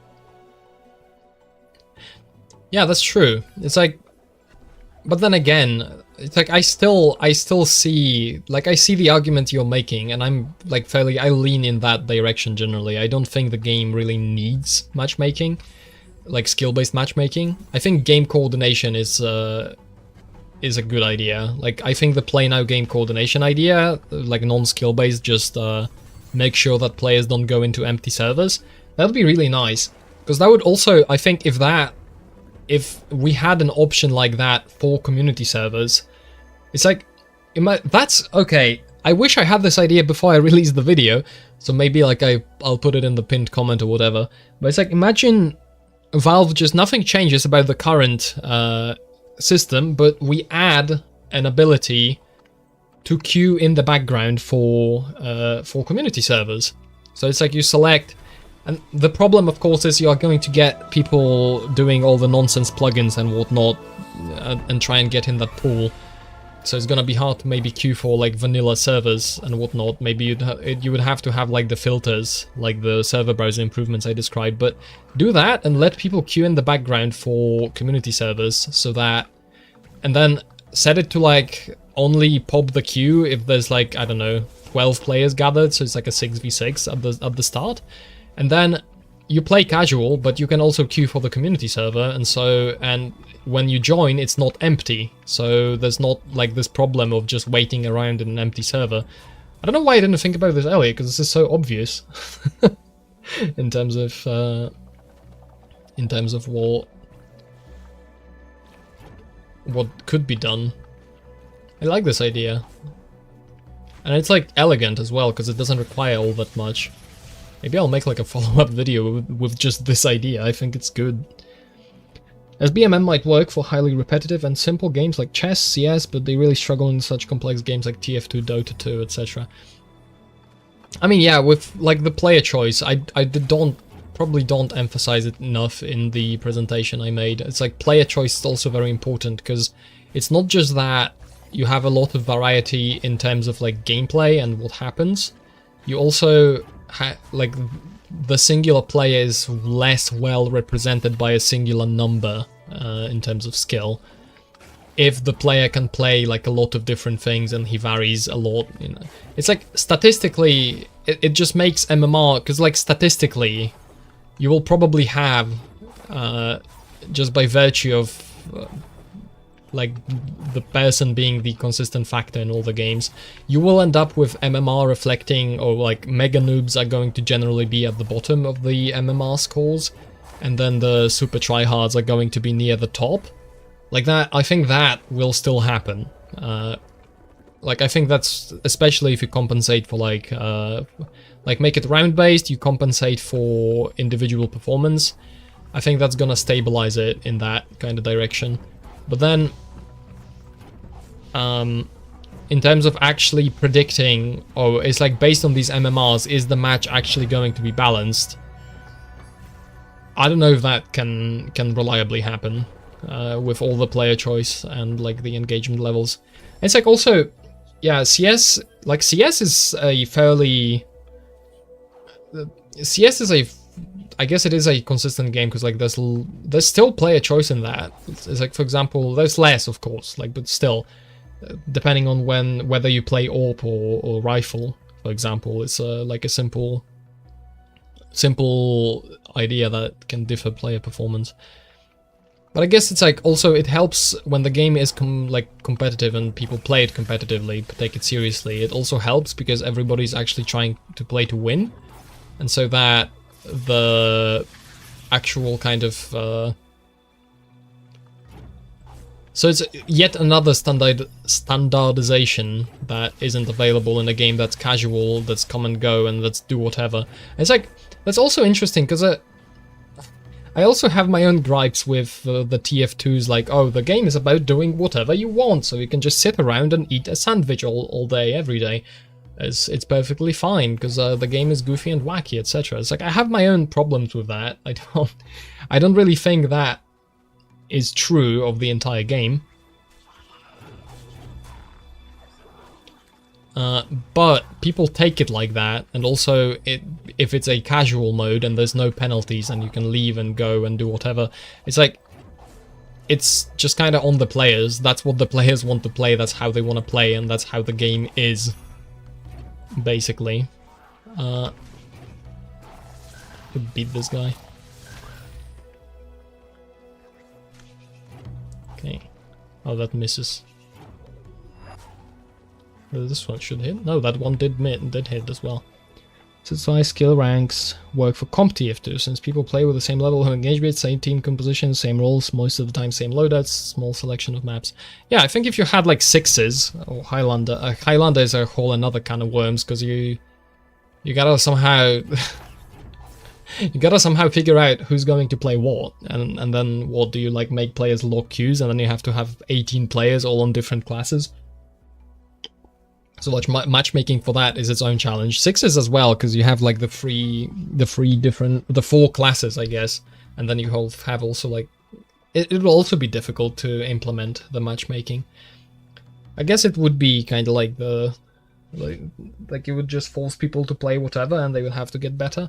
But then, like the actual official comp mode just never worked because it seems that people don't want to play it. People want to play the community comp because it's a different game. Okay, I'll beat this section and I'll get back to this fort. Remind me about like comp TF2 being a different game because I have a few thoughts on that as well. I just need to actually beat this section because it's a little intense. Also my favorite, I mentioned this the last time we got here and I died immediately. But this is my favorite like section in the entire game.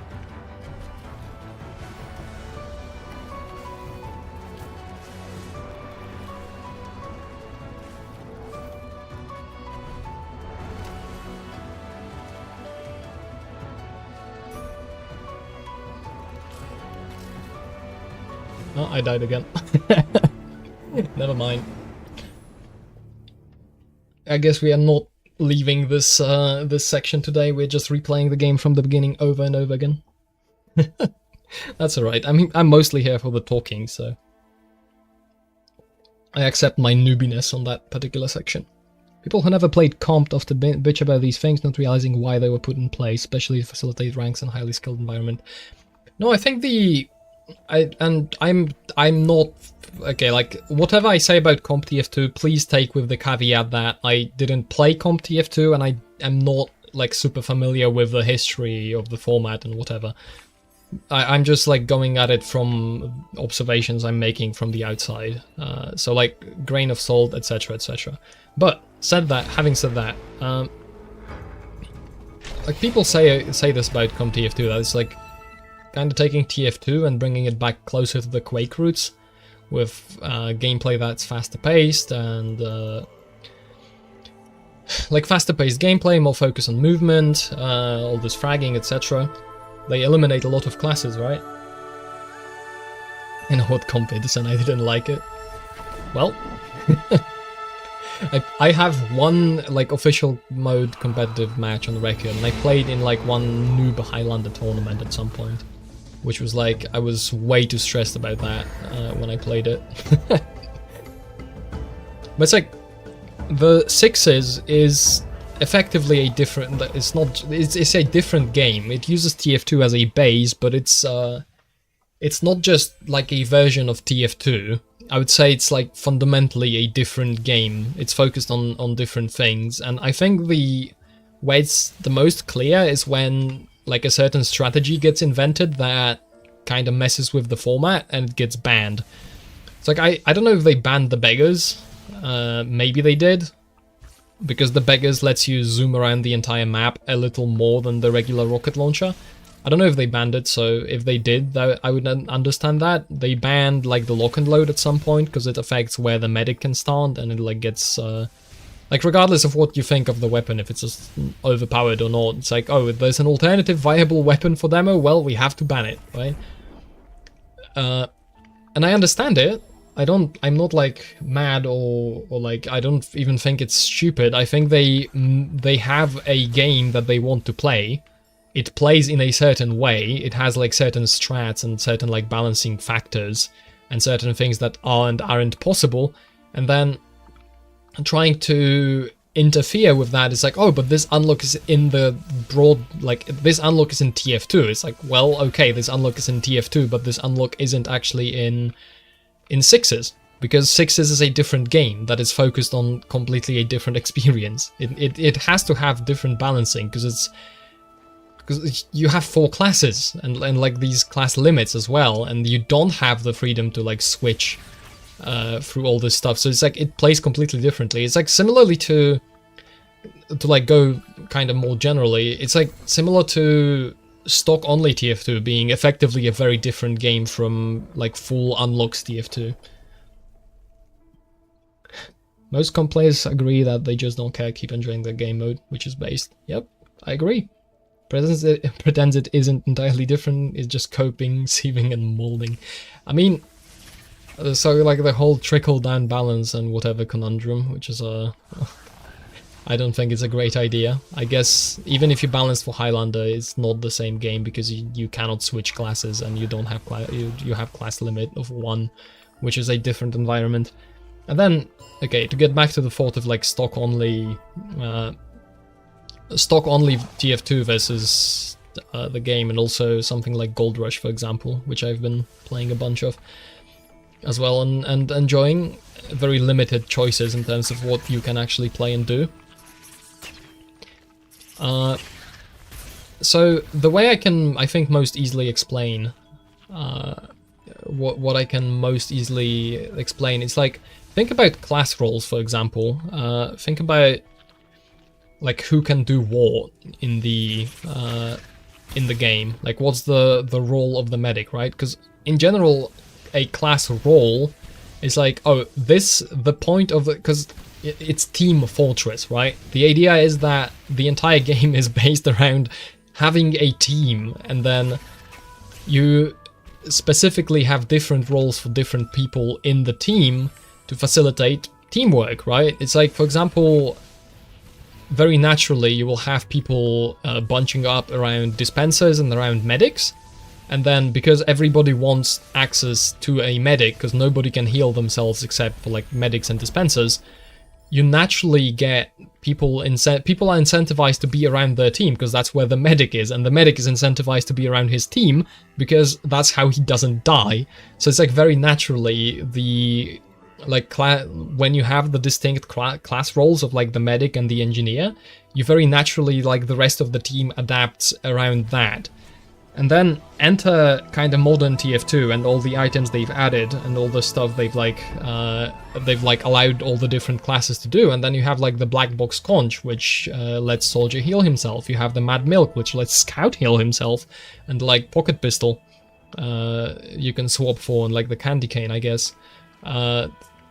You like have, what do you have? That's kind of like that. I guess maybe this might be a controversial opinion, and don't get me wrong, I love rocket jumping. I rocket jump around all the time. I love it a lot, but the gunboat is kind of like that for Soldier as well, because you can just teleport across the entire map if you're good at rocket jumping, and that lets you do some ridiculous stuff and then get out and go to a health pack, so you become a lot more independent of the team as well, which is which makes it, because rocket jumps with the gunboats are just so cheap. So you can just like go around. You don't actually have to depend on the medic all that much, because you can just jump to a health pack anywhere on the map very quickly.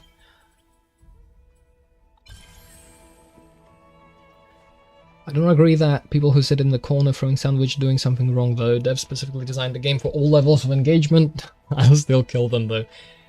Well, it's like, I mean, it's funny, one of the emails I found when I was researching the video is like someone complaining about friendlies from all the way back in like where the game became free to play. It seems like the player base has changed a bunch, or maybe it was even from like before. I don't know. Maybe I'd have to look into it further. But it's like, the question is what the game is, right? It's like, I guess, it's like, it's exceptions, right? It doesn't really matter if it's like a tiny exception. When you have like, when you start getting to the extreme of like, oh, the whole team is doing the conga and everybody's just dancing instead of playing, it's like, well, like all engagement levels, but then the people who actually came here to play Team Fortress 2, the video game, like the team-based, you know, objective-based shooter, and those people are having problems playing the game, you know? Kinda interferes. Being friendly is mind-numbingly boring. True! I guess unless you are doing like a podcast in VC with people, and then it just doesn't really matter what you are doing. That kinda works. But then you might as well just shoot each other, that's what the game was made for. Dev's very meticulously designed classes subtly nudge players to a certain gameplay. Yeah, gunboats became meta. Meta? Horrible language usage. Meta. I mean, yeah. It's funny, I did, because I did unlock them in Gold Rush, and my honest opinion, after trying gunboats in Gold Rush, they just don't fit the game. It's like, it's a weapon from a different game in terms of gameplay. You just completely, like, all the stuff that you are forced to do when you have mostly stock and just a few like unlocks that are very limited in functionality is like out of the window. You can just go around and teleport and with the gunboats. It's kind of funny. But I'm very chill about it. Like, it is what it is. I've gotten very far out of the, like, oh, rebalance this, change this, and do that, and whatever. I don't really care, to be honest. I have, like, what, 1,800 hours on TF2. I don't feel like I've nearly explored everything this game has to offer in terms of gameplay and, like, understanding of what to do, and, like, strategy and interplay, and even, like, on a meta level, understanding the game design and whatnot. It's like, I am not in the, I need updates, I need changes, I need rebalances, we need to tweak things, etc. It's like, nah, I think it's fine. I think it's alright. The game can be what it is. Whenever you choose game mode, there's basically the rules that set up how you are going to have fun with the game. So if somebody's sitting as a sitting duck, you should be able to kill them without reprimand. I mean, people can be mad in the chat, it doesn't really matter. I guess until you get kicked for doing that, in which case that's a problem. Since you are following the rules and they are not. It's like, yeah, basically. It's kind of, in general, right? Because it's also a problem with casual mode that I've noticed only when I started playing on community service mode. I noticed just how much I'm actually avoiding playing the objective. Just because the server resets, and I don't want the server to reset, I want to keep playing. So for example, on King of the Hill, I don't really want to keep like holding the point until we win. I'd rather let the other team cap the point and then play for another 3 minutes, but that completely skews the entire game. Because you're now not really playing King of the Hill, because King of the Hill assumes you are playing the objective and you are interested in, you know, being the King of the Hill. You want to stand on the circle, and you want to hold the circle. Now suddenly the whole gameplay's out of whack because you are effectively trying to play team deathmatch for as long as possible through not capping. It's not very nice in terms of actual game design, and it leads to also I think it naturally just leads to people not caring about the objective all that much. Which is a shame, because TF2 is a very fun game when you play the objective. When you actually try and you can strategize and like talk with your teammates and whatnot. So you can actually play Team Fortress when you're playing the objective, as opposed to individual and not even Fortress. Individual run around the map free for all. It's a very different game title you could put on the game that plays like that. Gunboats are just one of those weapons that just allow for cheap disengagement. Had to rely on soldier entirely when I tried maining shotgun soldiers, since I suddenly realized that I can't just run. Yep, it is basically like that. That's a very good kind of way to describe... how playing like old TF2 through Gold Rush feels like. It feels everything you do is a lot more committal. And especially because they have the no auto reload, they have the no interruptible like magazine reloads, they have the slower weapon switch speed. That especially is like massive in terms of changing how you actually play the game. Every action is very committal. It's like you go somewhere, it's very important. Like if you have like your clip loaded. If you hit your shots, because if you don't hit your shots, like switching to another weapon costs you a lot of time. You are probably going to die. And same if you run out and need to start reloading, like in the middle of fighting someone. If they don't beef, you are also going to die, because it just takes so much time to switch weapons, to reload. And also, like, the lack of mobility options and the lack of, like, healing is much more difficult. Because you don't have all these weapons that let you kind of, like, passively heal over time or, like, get kind of health back in some way in the middle of the action. And you also don't have the crossbow. So the medic's actual healing output is a lot lesser. Like the achievements on medic for getting a specific amount of health points in one life are ridiculously difficult to get with just the medigun. Because you just heal so much slower. you have so many people to heal and so little beam. You just heal one guy at a time and you fill him up. You really want to be mindful of crit heals because it's just such a speed up. But then you want to yell at your teammates like, oh dude, can you stay out of combat for a little bit and then I'll heal you fast and then I'll heal the guy that currently has crit heals in... You know, it's nice because that also encourages you to talk to people, to interact with your team. It's like, hey, I'm now a medic. It's in my interest to... It's not just, oh, like, stand still for arrow. It's just, like, actually be mindful of how you play so that I can do my job better to help you, because we are a team and we play together. It's very nice. I don't know. If anything, it's very nice to talk about in terms of, like, how it all comes together. It's a very elegant, efficient system for the goals it tries to accomplish, and I appreciate that a lot for my kind of perfectionistic nature. It's just nice. I like systems and like design like that. I like seeing that somebody put a lot of thought into something. Very, very enjoy. Black Bogus conch soldiers with pocket medic. Oh yeah, because you can double it up. You can also like use the items that let you not have a medic, and also use them with a medic. So you effectively kind of have two medics. And just as a bonus, you get to... And then another kind of issue that comes with having so many options and so many weapons and like classes and all of that being replaceable. The game becomes kind of incomprehensibly complex. Because you now have so many options. You no longer face... It's like, oh, this is a soldier, right? And the soldier generally has this and does that, and it's in this place. And it's like, now the soldier can do this, but he can also be like Trollger, and he can jump around in Market Garden and do no damage with the rocket launcher. But he can also like jump around with only rockets and no shotgun, and then he can also have the shotgun. So it's like 3 completely different soldiers, and then you combo that with like, oh, Black Box Conch and like the banners. And how does that play? And then add on top of that the whole team composition is there's 12 players and all of them can have like a different approach to how they play and what they do. It's very hard to actually learn the game because there's so much noise and there's so much like different stuff that happens in different ways. So it's much less comprehensible. It's much harder to actually take all of it into account when you make decisions for like who to play and how to play.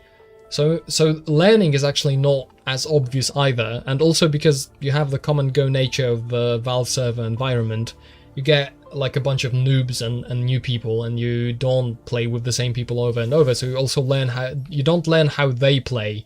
You always have new people, so you kind of start from scratch. You don't get to reuse the experience you've gotten from like earlier sessions, etc. So like there's I think a lot of downsides to the kind of standardized come and go easy nature of casual, but not more broadly casual, because this would be the case a lot also in Valve servers before casual. I think naturally because they are not community servers and they have the come and go nature. Crit heals are insanely powerful even in vanilla. Oh, BRB, I might be ending stream soon because it is midnight and I should probably go to bed before I fall over. But maybe a little bit more. We'll see if I keep going with the flow on the TF2 topic, because there's a lot to talk about when it comes to this game. So lots of very interesting considerations. I'm definitely not like super mega qualified to speak on all of it, but it's very interesting nonetheless. Crit heals are insanely powerful even in vanilla. Should always top off your teammates that just respawn and approach the front line since they're guaranteed to have crit heals. Yep, unless they are rocket jumping soldiers, I guess. It's really good. Genuinely enjoyable even if we don't agree on everything. I mean, I think that's just normal. I think people just in general don't agree on a lot of things, but what's interesting and important about conversation is to actually have a conversation. Because, like, I'm fine with disagreeing with people. It's like with, like at some point, we're talking, I think, in the Gold Rush server, it's like, it's just nice to discuss things with people. It's like, oh, we disagree, we have very different stances on things, but we actually like are talking through, like, oh, what's the impact of this? How important is it? What are the other compounding factors? It's like, all of that, it's just, it makes for a very interesting overall experience for... It's like, that's what I'm interested in. I'm like not interested in the super official mega giga epic take that is correct. I'm interested in having the conversation, having the discussion, like considering all the different stuff. Had one of my best matches on Badwater one morning on Classified. People were sounding off in voice chat. It was hectic and the energy was high, and both teams all jumped down onto the last point at the same time, including me with my sentry, and we actually managed to capture the cart while both teams stood around it. I mean, it's nice. It's like, Classified is gonna also have the... Like, they add some weapons, but they take out the... I think they take out a lot of the, like, existing weapons, right? Like, they don't actually... Like, they have a much more limited roster of weapons, so it's also... I don't know how often they rebalance stuff. I guess that's, like a consider... Oh, screaming. Gotcha. That might be an idiom I just not have heard or not understood before. ESL moment, I guess. It's in general, like, I really like the actual community servers with the community aspect are really nice. I really appreciate the idea of just, like, you know, you can just talk to people while playing the game. And there's people in VC and there's people in chat, and they all have their own thoughts on like the game, what they prefer, what they like, what they dislike. It's so much more interesting. It's like, I don't know, maybe I'm less antisocial than previously imagined. Soldier even says sound off if you're ready. Have I ever heard that voice line? I feel like I might not have. Is it like in Ready Up for like Man vs Machine? Maybe that's why. I wouldn't remember that. I played Man vs Machine like a few times, ever. It's not been a huge part of my TF2 career. I don't know, it's been very... Like, looking deeper into Team Fortress 2 and all the stuff surrounding it and thinking about the game design, etc. It's been very interesting to me. In terms of, like, generally...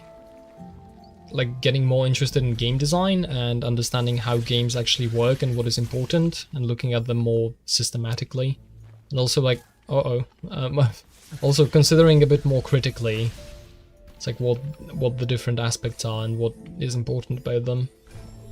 It's quite illuminating when you leave spawn at the start of the match.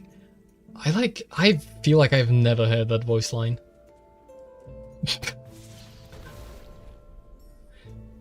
Maybe I just got very unlucky on my voice line rolls the whole time.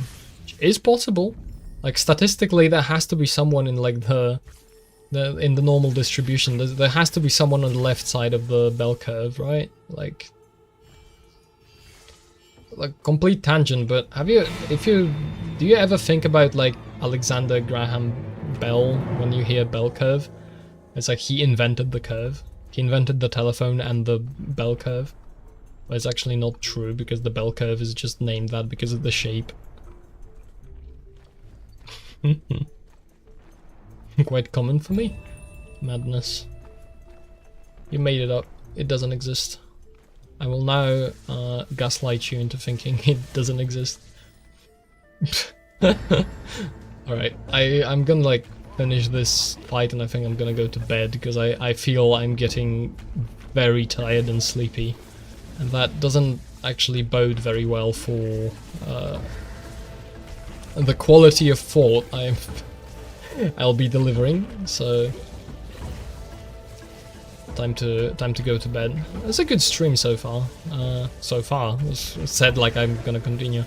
It's been a good stream. I don't know. I kind of was waffling about the like around the topic before, but that's kind of how it goes with these like rambling streams. I just kind of spitball a bunch of ideas and try and connect them together into something. Like, speaking of, you know, having all the conversations and whatnot, it's like exactly what I'm trying to do. I'm just trying to like, just trying to consider things, you know. I'm just a little bit of doing a little bit of thinking, doing a little bit of talking, and if people find it interesting, they find it interesting.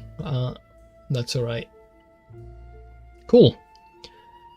So yeah, good stream. Happy to have the video out. We'll see what comes of it, if anything comes of it at all. Maybe the new idea I just had about the like adding the idea of queuing for community servers in the background. That I don't know, maybe I'll do something with that, like float it somewhere. Because I think that would be very neat in terms of like minimal changes and maximum improvement for community servers specifically. I still want that answer for Richter. I don't know. He sent one message and then he like bailed. He was never seen again. So I don't know. Maybe I was tremendously boring, or maybe he just never wants to hear about quick play ever again. That's also possible. I don't know. That's alright. I'm not insistent at all. It's not mandatory to... I got ghosted, true. It's not mandatory to be in my streams. I'll be benevolent. You are allowed to not be on my streams. It's in fact fine. Alright, it's time to stop waffling. I've had enough. I'm gonna go take a shower and try to like get some oxygen in this room because it's dreadfully hot after all this time. But alas, that is it for tonight. Thank you for watching, thank you for chatting. It's a good chat, good time. Good night, or have a good day, depending on the time zone. Bye bye. I'll stop streaming now. Bye.